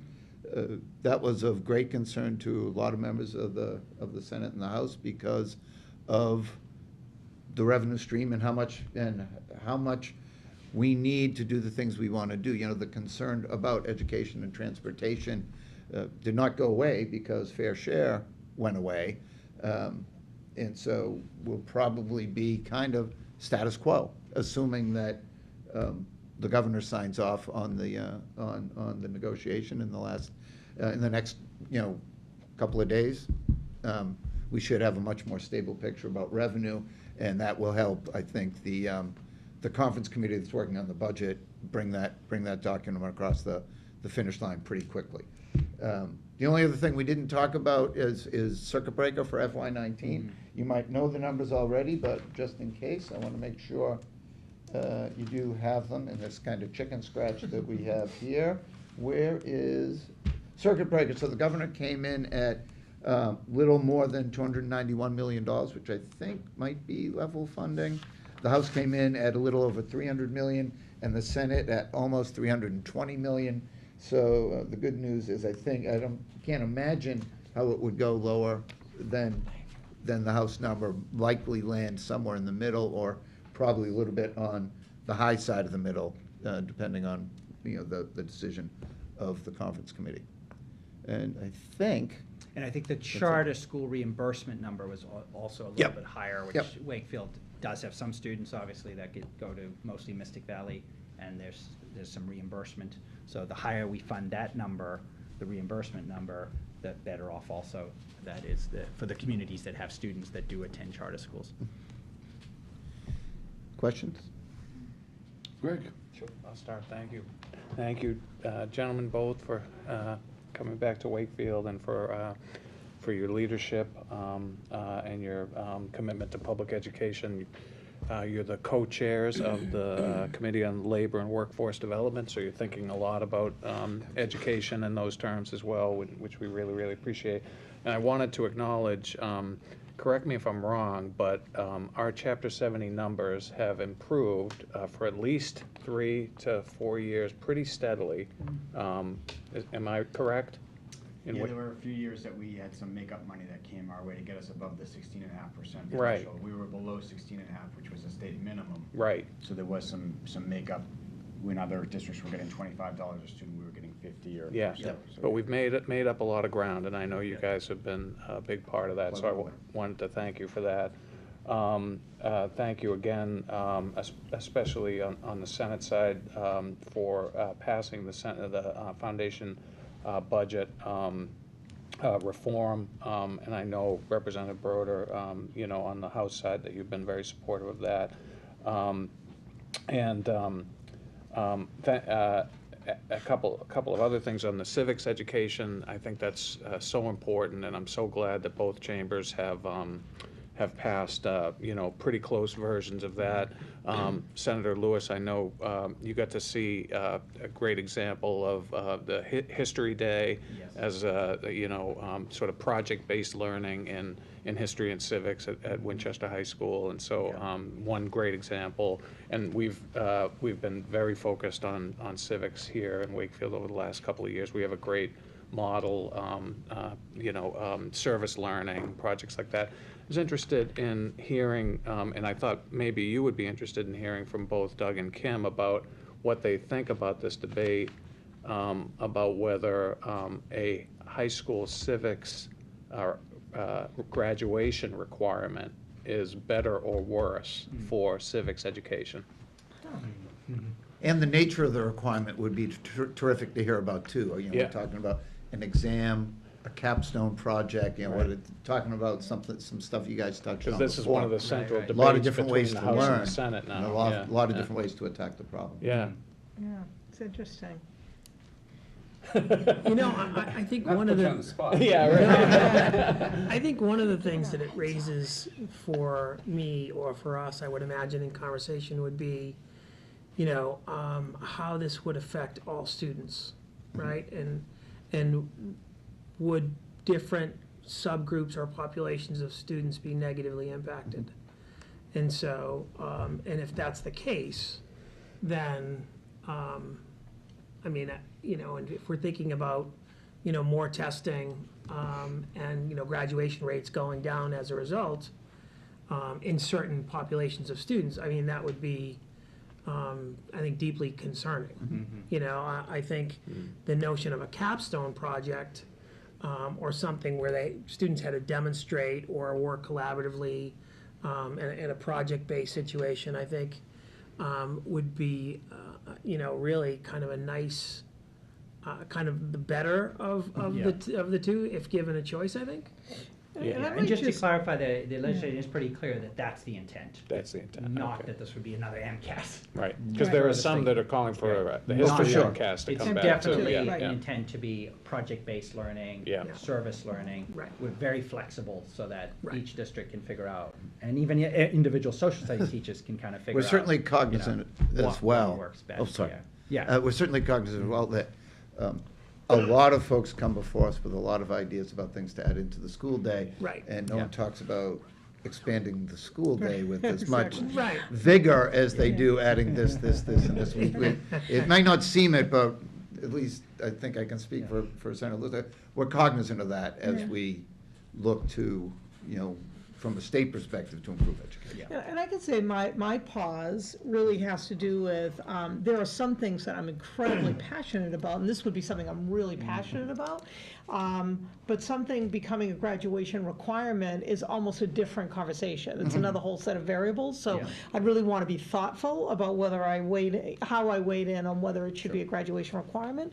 You can be, you know, for many years, we talked about community service and service learning and the relative pros and cons of everybody who's passionate about it and how to get those programs up and running and make sure every kid has access. And, you know, but then when you step into the graduation requirement, there's another whole set of variables you really have to consider. So I'd probably just want to be really thoughtful about what that means. But as in regard to, you know, capstone projects and just in general, like engaging students in that kind of learning, absolutely, 100%. I think I could speak for all of us. That's very helpful, and if I had to look in my crystal ball and bet where this will come out, I think it will probably not be a graduation requirement. Because of some of that. Before we move concerns away you from the raised. topic, folks should know that a lot of the advocacy around this was done by high school students coming to the State House on multiple occasions, including several kids from Wakefield High. That's right. And did a tremendous, as they do with many things in kind of our arena, did a terrific job articulating in a bipartisan way why this would be a good thing for the kids of Massachusetts. So And kudos just to that. add to that, what struck me on this was you had both the young Democrats in Massachusetts and the young Republicans all together. Teamed up. Saying this was a priority, so that was a great example with some of our political leaders are not able to work together. At least our teams are. Say if so this works, we're gonna kudos to ship them, them south right? Show us the and let them way. go to Oh, work. Yeah, that's right. Thank you. Chris? I'm curious, are there any other graduation requirements legislated, or is it all just DESE? Well, the, I'm not sure. MCAS is, I believe is statutory. It's a legislative thing? I think so. Yes. I believe it's statutory. Right. That's the only one I'm aware of, right, that you have to, And your Yeah. diploma is contingent upon On- successful completion of on the them. MCAS, yeah. Is the- And of course, as you know, there's a lot of ongoing debate about that. And I'm imagining that DESE is very involved in this whole process? What the- The civics bill? Yeah. Yeah, so assuming the differences get worked out, which they will, and then assuming the governor signs it, which I would expect he would, then DESE would work out the details around exactly how it would be implemented and what the expectations would be. And they'll, they would take input, I think, from superintendents and other school committees and But it stakeholders. would be up to them to develop. Kind of operationalize it. The yeah. operation, all right, yeah. like most legislation, the statute doesn't spell out every detail, so then it is left to the agency responsible to actually spell out the details. Okay. Hopefully, they do that in a very transparent way, and they take input and feedback as they should, and to get the best possible end Past result. couple of years, I've become pretty familiar with that process. Indeed. And can I just add, because this was once again, it's so important that we as legislators, and you know this as school committee members, that you hear from the public and you hear from constituents, because I became familiar with National History Day through partially Greg and the Mass Cultural Council and your support of that. And so I've been now several times to see the projects, and the state final is in Winchester at my daughter's high school. And so when I was there, we were talking about how it's a great program, National History Day, but unfortunately not as many schools participate as do in many other states, because we don't provide any funding. So for schools in lower income communities, even more affluent communities, it's hard for some families to pay. So I put forward a proposal in the Senate budget, and we were able to get some money in there for state money that would go toward National History Day through the Mass Historic Commission? Mass Historic Society, along with the Mass Cultural Council, who's helping to now facilitate it. So if it's a modest amount, but if that survives in the final budget, that'll be the first time that we provide any state support for National History Day. So. And my next goal is to do that for the Science Olympiad as well. And my only other comment was, to thank you for the supplemental money for this year especially. I think we ended up with about 145,000 thereabouts. 146. So It was very well received. That's for sure. It makes a big difference. Thank you. Of course. Ann? So, thank you very much for coming. I actually have, it's not really a question, it's more of a comment that's not directly related to schools, but it affects our population of our students, and that, and partly just to make whoever is watching aware of the ballot question that is hoping to withdraw the rights to public accommodations for individuals who are transgender. And, there's some, the good news is that it doesn't affect the rights of transgender students within the school building. So that is a separate, that's a separate law, and they're protected. But this is about, these students who are in the public and using the restroom that they choose, or even being served at a restaurant, or being able to, stay in a hotel. I mean, if they're kids, they probably can on their own, but the adults as well. And I'm hearing. I'm not sure what I'm hearing. I hear a lot of information, and I'm just wondering from you folks what you're hearing, kind of ear to the ground. Where are we with respect to support for this? And what I might add is that were you to vote, a vote yes would keep the law That's as it the most is. important thing you can deliver, is making sure folks understand Right. what yes mean and what no means in the Right, context so of voting this yes budget. is keeping the protections as they are, and voting no would be to repeal those. That's correct. Those. So I'm just curious what you're hearing.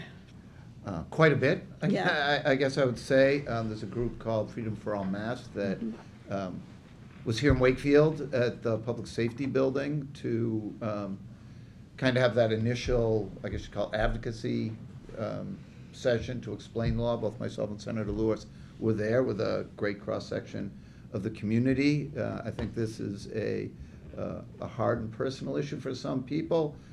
It isn't for me. I strongly support the law. I was proud to vote for it and speak on it when it was on the floor of the House, and Senator Lewis did the same, and I'm sure he'll tell you the same. The polling is, if it happened today, the law would survive. But we are at the beginning of when it has happened in other places, when things like this have been put on the ballot, the campaigns, quite frankly, have been brutal. They have been brutal, scary, sensationalist stuff. And I assume that's what will come here. And particularly with some of the other ballot questions probably falling away, it's, you know, my best guess is that there will be 2 or maybe 3 questions, a question related to nurse staffing, and this had the, there's a lot of different ways to get things on the ballot. The repeal of an existing law is the easiest thing to do in terms of getting ballot access, the lowest amount of signatures. And, you know, it's a campaign I'm committed to, and we'll hope for the best. Here's the way I like to frame it that I think is, you know, kind of an easy way to wrap your head around the issue to a certain degree. So what the legislature did this law in 2 parts. In, I want to say 2012, we kind of did everything but public accommodations, because that was the most challenging piece of the law. So we essentially said in things, housing, education, and the workplace, your right to protect it. The public accommodations piece, we did not do. So where did that leave us? That left us in kind of a weird situation. Here's what I mean by that. If you are transgender, under that regime, or that statutory scheme, you could go to a restaurant and apply for a job, and they might not want to hire you because they're transgender, but they have to.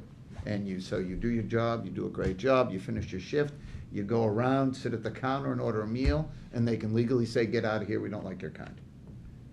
I don't think that's where we want to be in Massachusetts. It'll be up to the voters. Obviously, it'll be up to the voters to decide. Mm-hmm. Thank you. Yeah, I think well said, Representative Broder really encapsulated, and thanks for bringing it up. You know, it's an important civil right. You know, we have transgender youth, we have transgender adults, all among us, friends and neighbors, and it's a population of people that are, you know, their safety is often at risk. It's a population that has a very high suicide rate, and the least we can do is make sure that we try to prevent, you know, bias and discrimination and acts of hatred, and that's all this law aims to do. It's just provide those very basic protections. So it would be very sad if the law was, in my opinion, if the law was repealed. So I think I'm hopeful that if we get the word out and educate people, and if they have questions or concerns, you know, we address those, particularly when it comes to restrooms and locker room facilities, and we can absolutely address those. And I'm hopeful that, you know, the people will vote to keep the law. And to your point, some of the schools, it's been in place for 5 or 6 years now, and there have not been any of the problems that folks were concerned about. It certainly didn't happen in the educational environment, and there's no reason to believe that they would happen in other settings, in the public accommodation settings, in my opinion. Right. Thank you. And to that point, none of the fears that were, when we debated this bill, and this took many years, you know, around sexual predators would take advantage of the law to go into women's locker rooms, things like that. None of that has happened. There's absolutely no evidence of that. And laws like this have been in place in other states for a long time as well, and there's zero evidence of that. So we hope that, again, as people learn about this, they'll see that there's no, there's no basis to that, and we should keep the law we have. And there are other laws that, if anyone's a predator, there's All other those laws things that will still cover be that. illegal. It's still illegal. It's still There are not no right. get-out-of-jail-free cards. Exactly. It doesn't, I know. good point. That's right. If somebody were to behave that way and take advantage, try to pretend that they belonged in a women's bathroom or locker room, and they don't, they absolutely can be prosecuted for that, and would be. Right. Thank you. Anything else?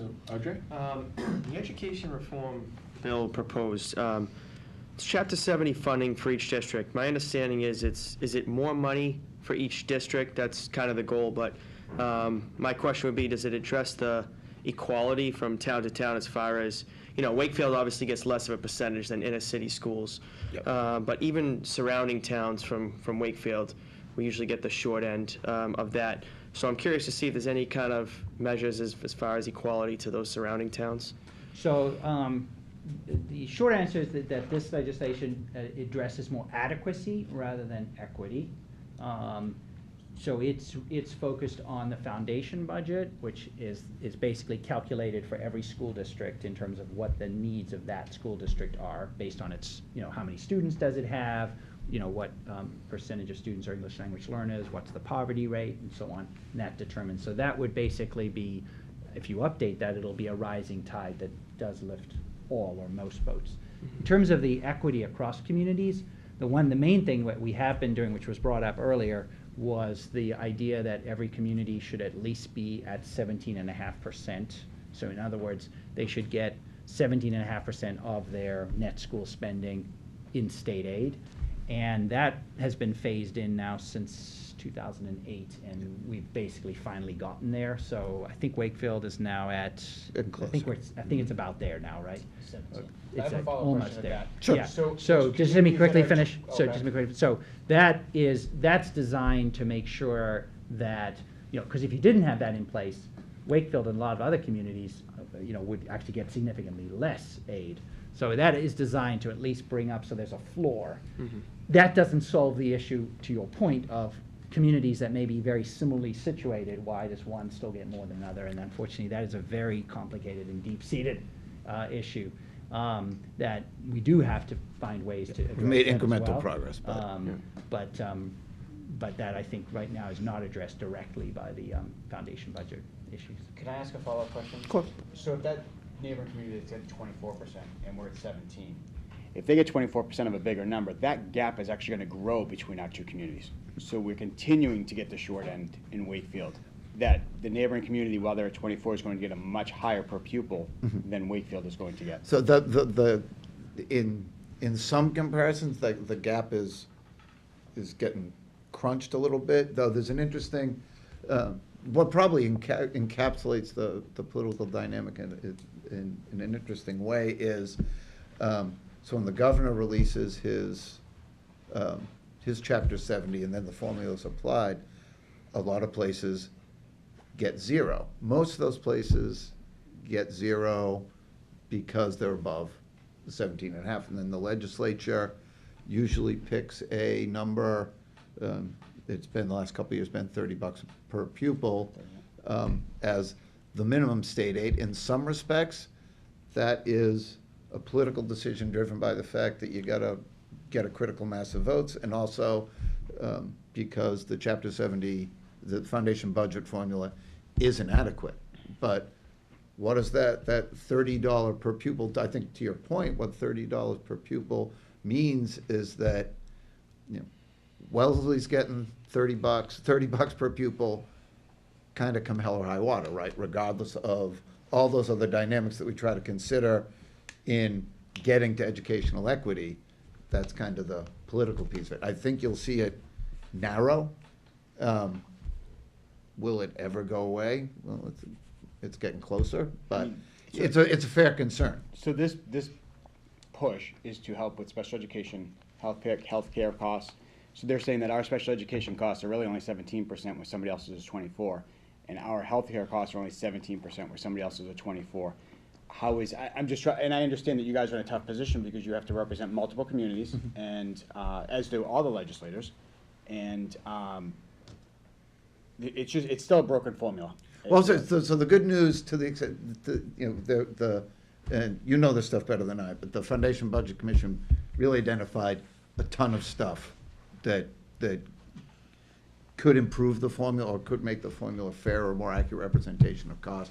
But in terms of focus on what we can do, given the resources that we think we might have, is work on those things. And those things, I think it's fair to say, are certainly the healthcare cost piece is a budget buster for all communities. So as that becomes a prominent part of the formula, that should have a little bit of a leveling effect, because that is across communities.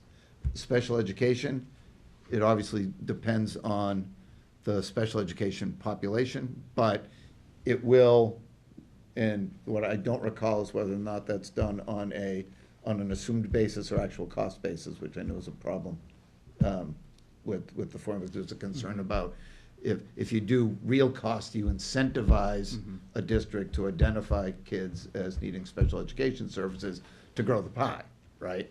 The problem with that is that you end up not giving folks enough money to deal with, kind of the exploding costs and the more sophisticated approaches that there are to special ed.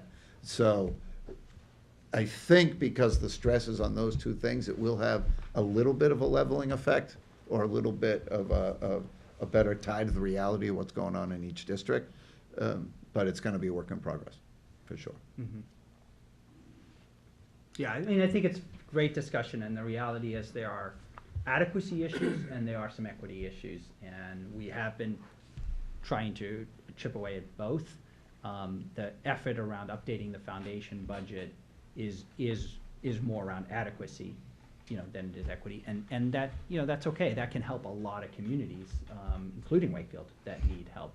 And then we got to continue to chip away at, and I think the difference is where there are communities that are either above the level that they should be contributing or below the level where they should be contributing, or conversely where the state should be chipping in. Those have been closing over time. But there are other differences why one community gets more than another. They could have higher enrollment growth. There are some other differences that can come into play that aren't always apparent right on the surface. Is there anything that we can do as a school committee to advocate for increased funding, or as a community? Well, I don't know if a number of school committees have taken a vote to support this legislation, the Foundation Budget Review Commission legislation. And I don't know that, I'm not sure the Wakefield School Committee has done that. We did. Did you? Okay, My you did. memory I'm sorry if I is forgot that. We did last fall, Okay. and then we represented that vote at the MASC annual meeting. And then MASC and MASs went forward representing Yes. the volume of committees. But certainly as the election draws closer, if there's any value to it, it becoming more prominent, locally, then perhaps that's certainly something we should do. I guess we're saying, Or do again.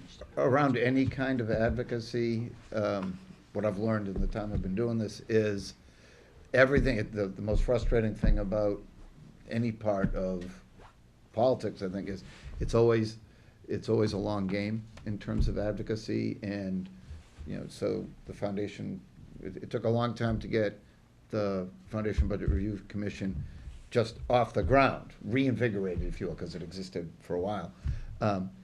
And then 2 years of work, did some great work to identify some really big funding issues.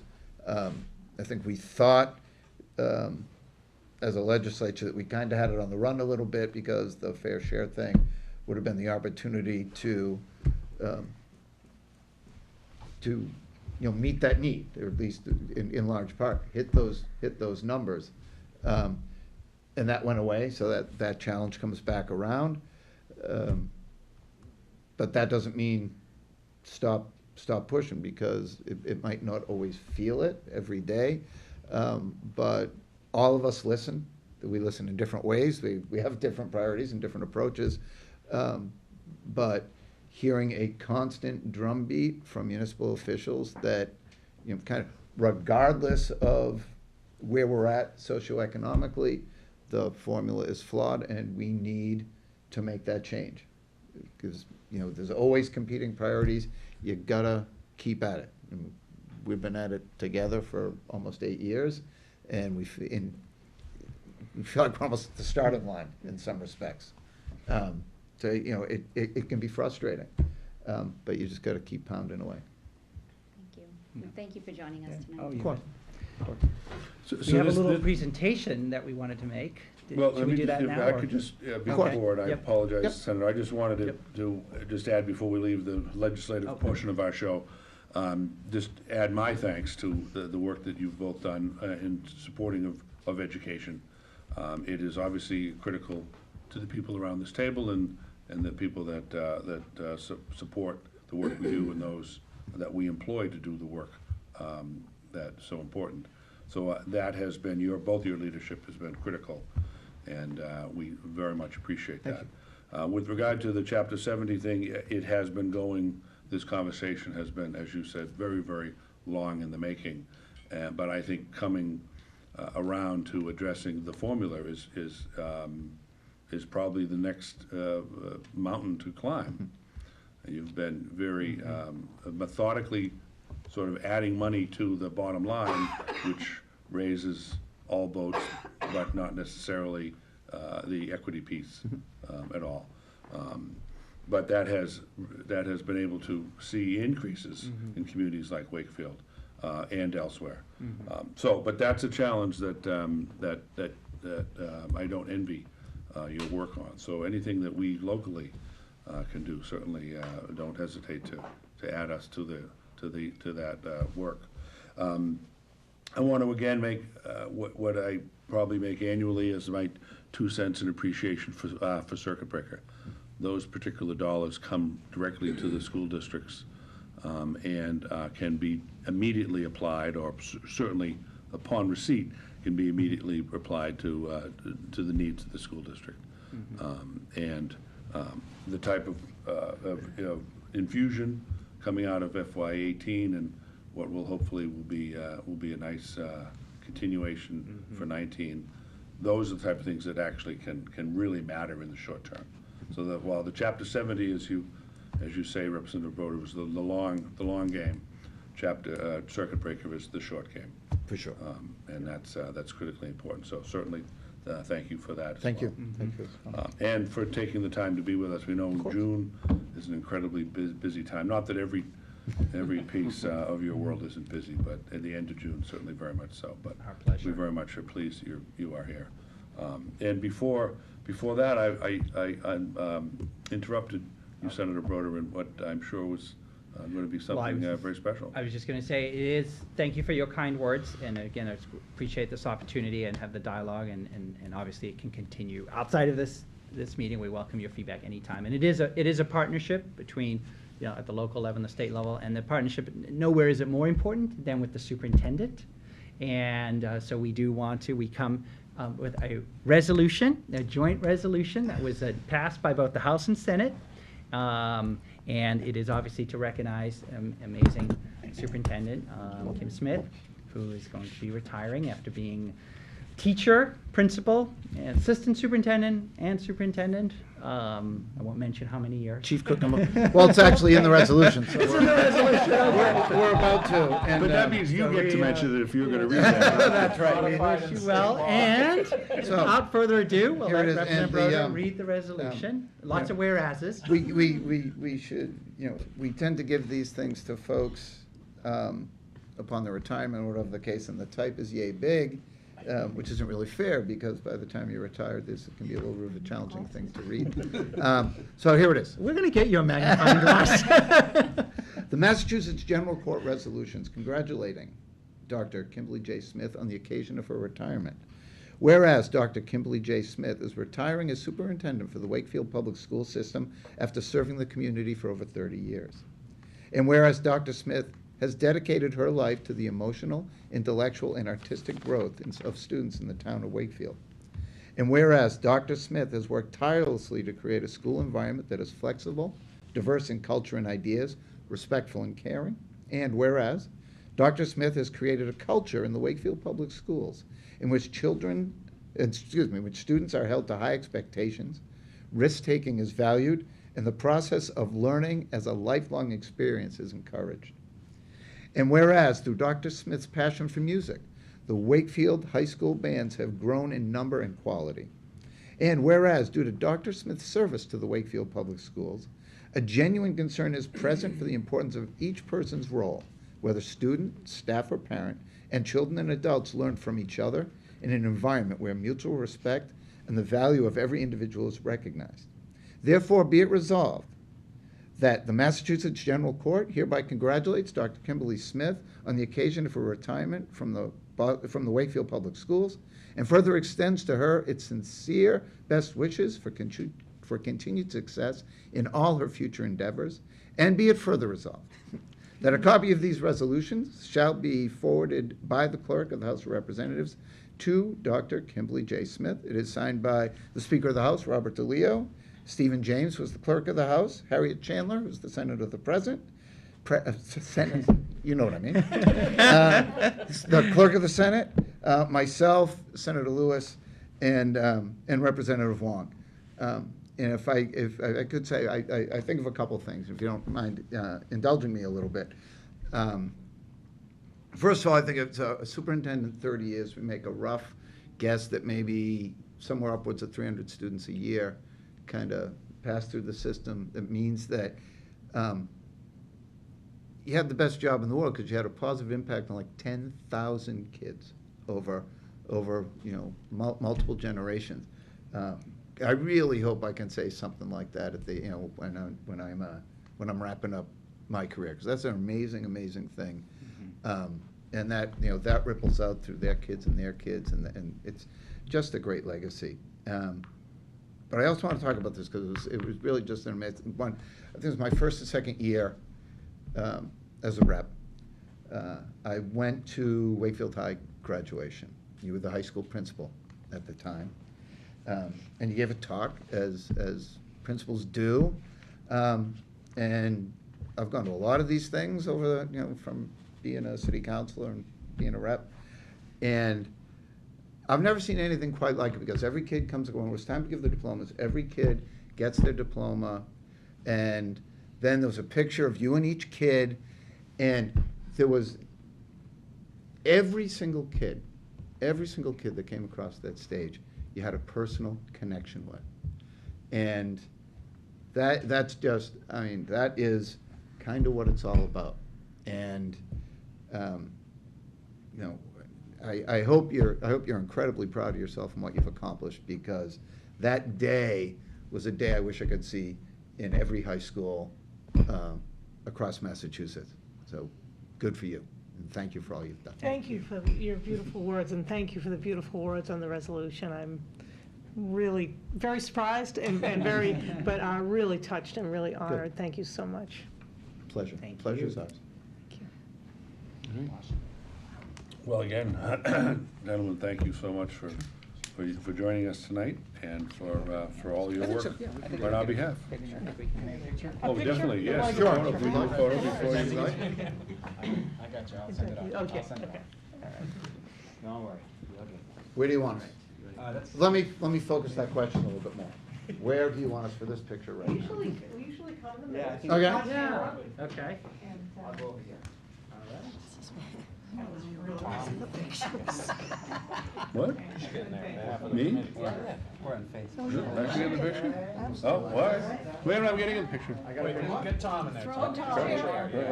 Donald Long's gonna arrive right now. Yeah. This is the time for the photo. I got a picture of the hugs and everything, so. Come on. Come on. Yeah.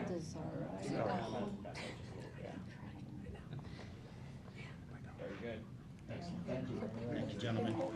Okay. Good night,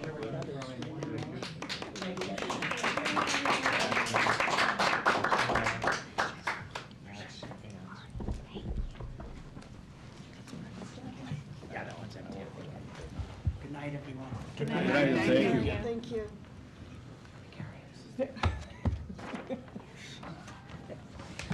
Doug says he's carrying all my flags. That was so beautiful. Following you around I town. don't know who wrote that, but it was beautifully done.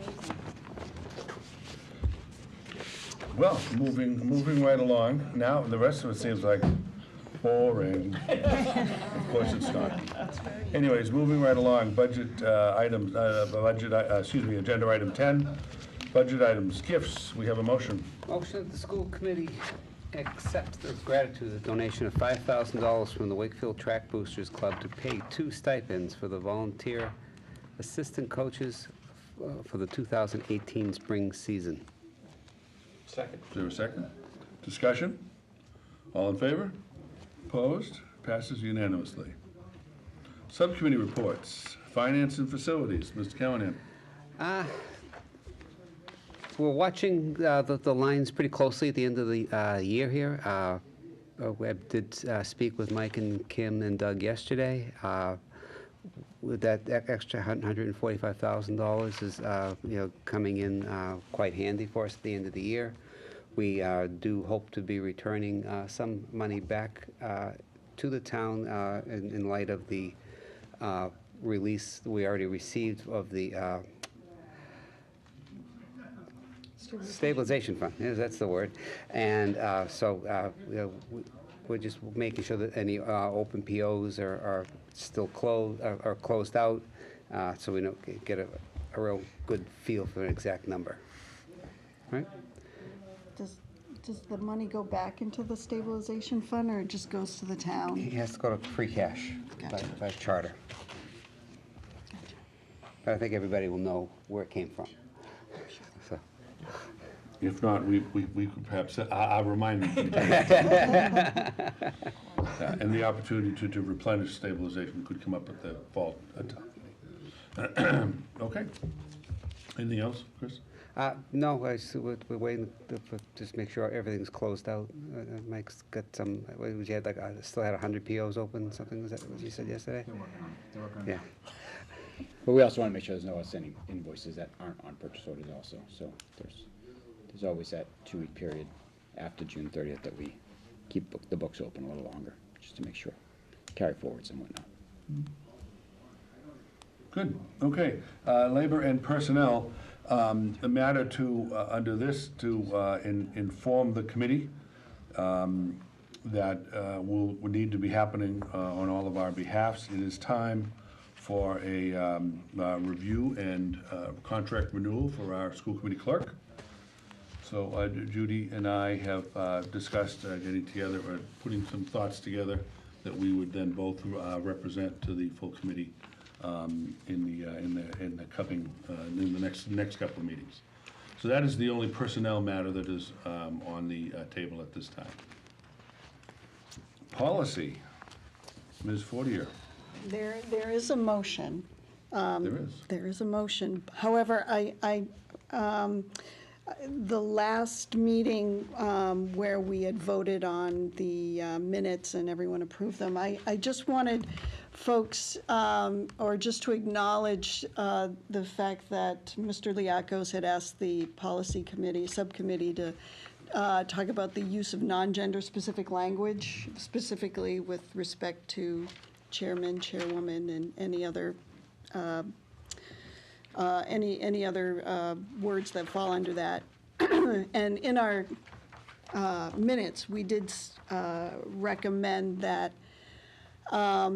in lieu of using the term chairman, or chairwoman, we would just simply use the word chair when we're sort of speaking about, say, you in the third person, the chair. But if I'm addressing you, I'm not going to necessarily say Mr. Chair. What I will say is just use your name, Mr. Markham. So that's our recommendation. So we thought that would be as sort of is easy to sort of use that language. Mr. Piffling. May I ask a clarifying question? We have to order new plaques. Do we have to, or we have to? Actually, I guess we maybe don't have Well, I'm the chairman, which I'm not, and I'm In not all that ways. either. Right, so I guess the question is, do we just put names and not put titles? Or do we use chairperson, vice chair, chair? I just want to make sure we get it right before we order the plaques that need to be ordered. Chair and vice chair. Yeah, chair and vice Chair and chair. vice Chair and chair. vice chair, perfect, thank you. My Sorry, pleasure. Didn't mean to interrupt your. Not at all. No, it's a It's good to be clarified. piece of logistics. Yes. Anyway, back to the motion. Move that the school committee approve policy number 222, wellness, as presented. Second. Motion's been made and seconded. Is there discussion? Ms. Fortier? Is there discussion? Has everyone had a chance to review? The basic premise is that there will be a wellness committee that we will be, that actually Kim had put together. And it's going to represent a variety of facets within the school system, with the policy subcommittee chair as the chair of the wellness committee. And it's upon directive from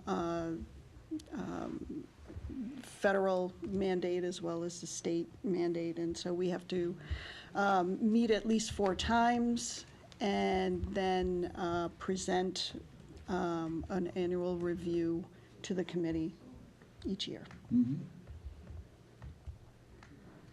Any discussions with regard to the wellness policy that has been brought forward and on the table appropriately and is being brought forward tonight for enactment into school committee policy? Greg? Just a quick question. I think I know the answer to this. So this is an entirely new policy, not an update of an older one? This only says 2 times. Replacing an old one. It is replacing an older one. Okay. Actually, it is replacing, We so have it should say R, correct, on the policy number, right? Actually, I don't think so. It's I, just- it- I it- believe it is, a re- policy. not believe, I know it's replacing an older It one. is replacing an I older one, just okay. probably need to make sure I've got the correct number. Okay. I don't think you need an R. You don't think we need an R? You can take one out and put one in. I mean, it's still the policy. Okay, Okay. Yeah, the actual numbers, would be more driven by the administration of the document than necessarily the policy of the okay, board, yeah. yes. Okay, any other questions? Yes. Did you say 4 times a year or 2 times a year? Because the policy says 2 times a year is written. I thought I heard 4 times a year. You know what, I wasn't looking at the policy as it was, while I was saying, Well, the document before the committee tonight has a minimum of 2 times a year. 2 times. okay, then I misspoke. 2 times. So a it should be year. 2. It should be Okay. 2, So what is As written. printed in our? As written. as As written, written, yeah, Yeah. fair enough. yep, Okay, good, clarified. 2 times a year, my apology. Dragging this out. Kim's last Honestly. meeting, I have to go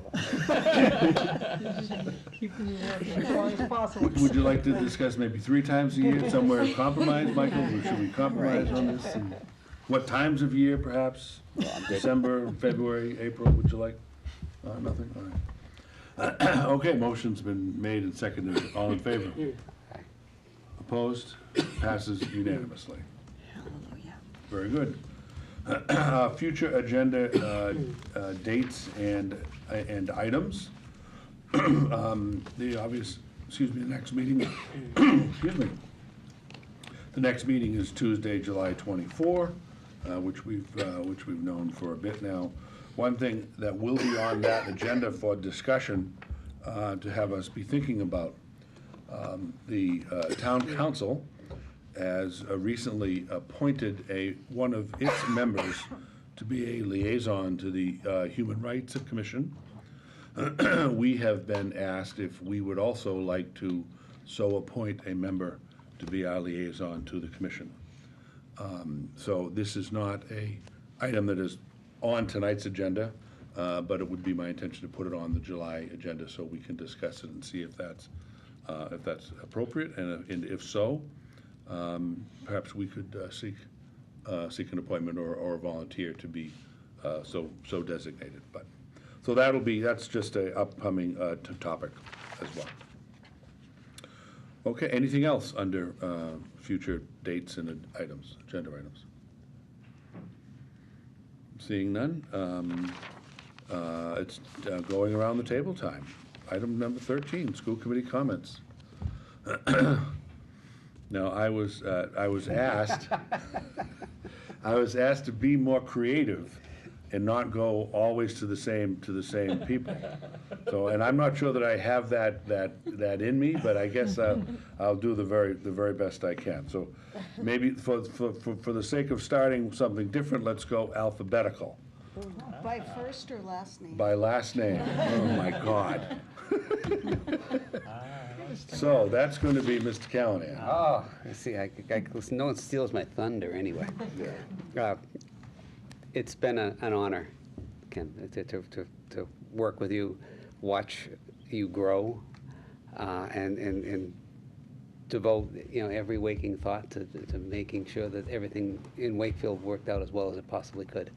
I value your friendship, and I know we'll stay in touch. You as well, Chris. Okay, Thank you. thank you. In looking at the letterhead is not in alphabetical order, so it's a good thing I remembered my Alphabet. ABCs. Ms. Fortier. Oh. So Kim, I remember the first time I met you, I was a lowly little intern at Wakefield High School in the guidance office. And previously I had done other kinds of jobs where actually people reported to me and then suddenly I'm an intern. But that's what I needed to do in order to get to the career that I love. Anyway, I remember going to meetings and there were meetings with you there and there were meetings without you there. And the meetings with you there were specific, on point, everyone was heard, and we left with a resolution. And I thought, this is kind of what I want to be when I grow up, you know? This kind of leader, by example, you know, by shoving people in front of them as opposed to being the one who directs. And I've just been so impressed, and I'm so grateful for that experience, but also for the short time that I've gotten to work with you and speak with you. And I've said this to you before, but I will always remember your phrase and your sort of words of advice to the people that you work with is to lead with love, and that's I think it's all-encompassing of who you are. So it's been such a pleasure. Thank you. And Colleen. Yes, Kim. This doesn't have to be all about me. Yes, it does. That was a great meeting, but it is about you. So I feel very fortunate to have children in the system for the 3 years that you were superintendent and that you were high school principal. But I really feel fortunate that I got to know you mostly through your work with the Wakefield Educational Foundation. And it's been such an honor to sit in all of our grant meetings and really, as Anne mentioned, really just absorb your passion and your experience. Sitting at the table, I know we've had a couple meetings as well where you haven't been there, and that's been noticed. And we are just so grateful for your commitment and your passion and your support of your efforts with the Educational Foundation. And I'll have to say that I don't think I'd be sitting here if I didn't have that same role model to look into. I really didn't have any aspirations of, moving forward with what I had already been doing. But I feel like you push people around you to always think greater and higher. And I definitely attribute that to working with you and just looking at the bigger picture and with an open mind and a clearer mind, and not always so introspective here, but just really looking at each situation with open eyes. And I thank you for showing me how to do that, and hopefully continuing forward with that as well. So congratulations and enjoy. Thank you. And let's see, next, Mr. Liakos. So much has been said, and I said a little bit at graduation, Kim, about the things that I think make you such a special person and such a special educator and leader.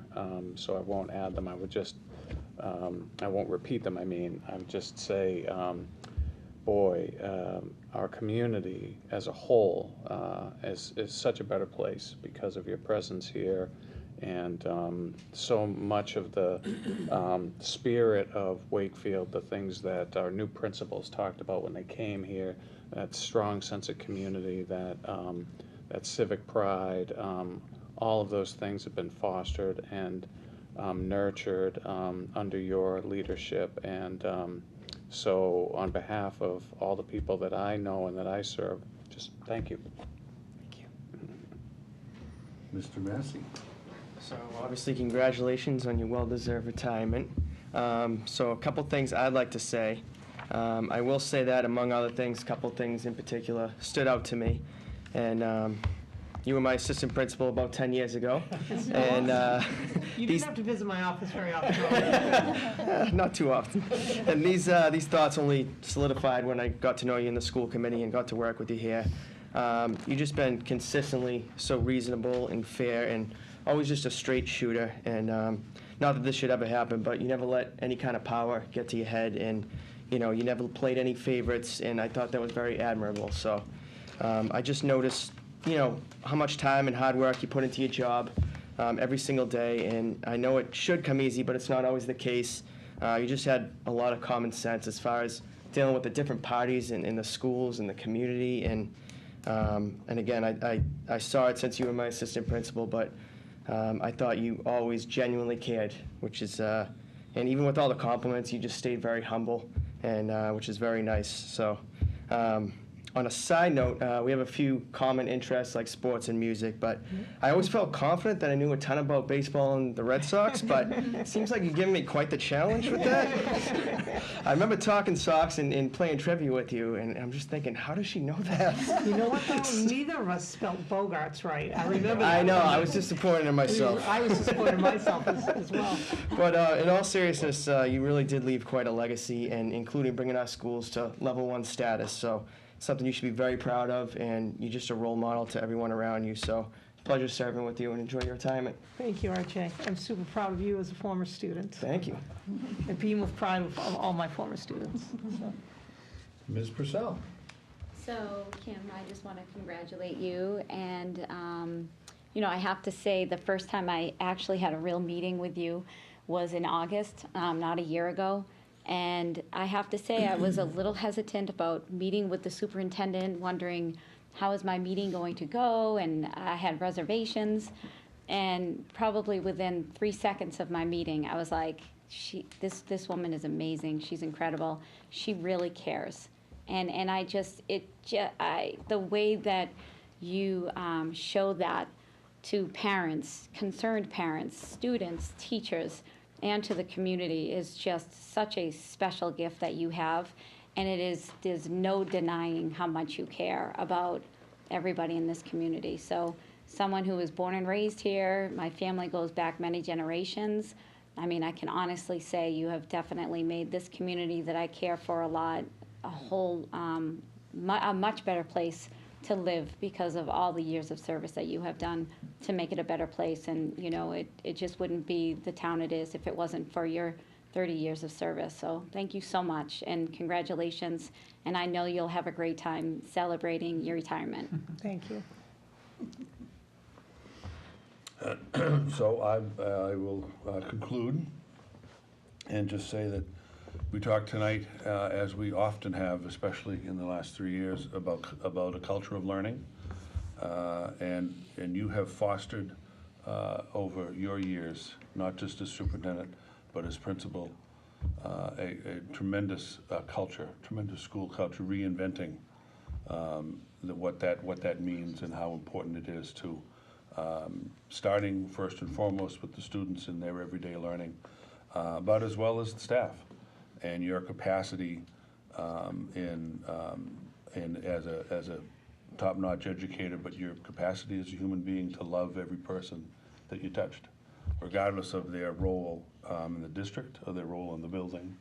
And that's incredibly clear and incredibly well received by every staff member and every member of the community that has darkened your door on a good day or not so good day.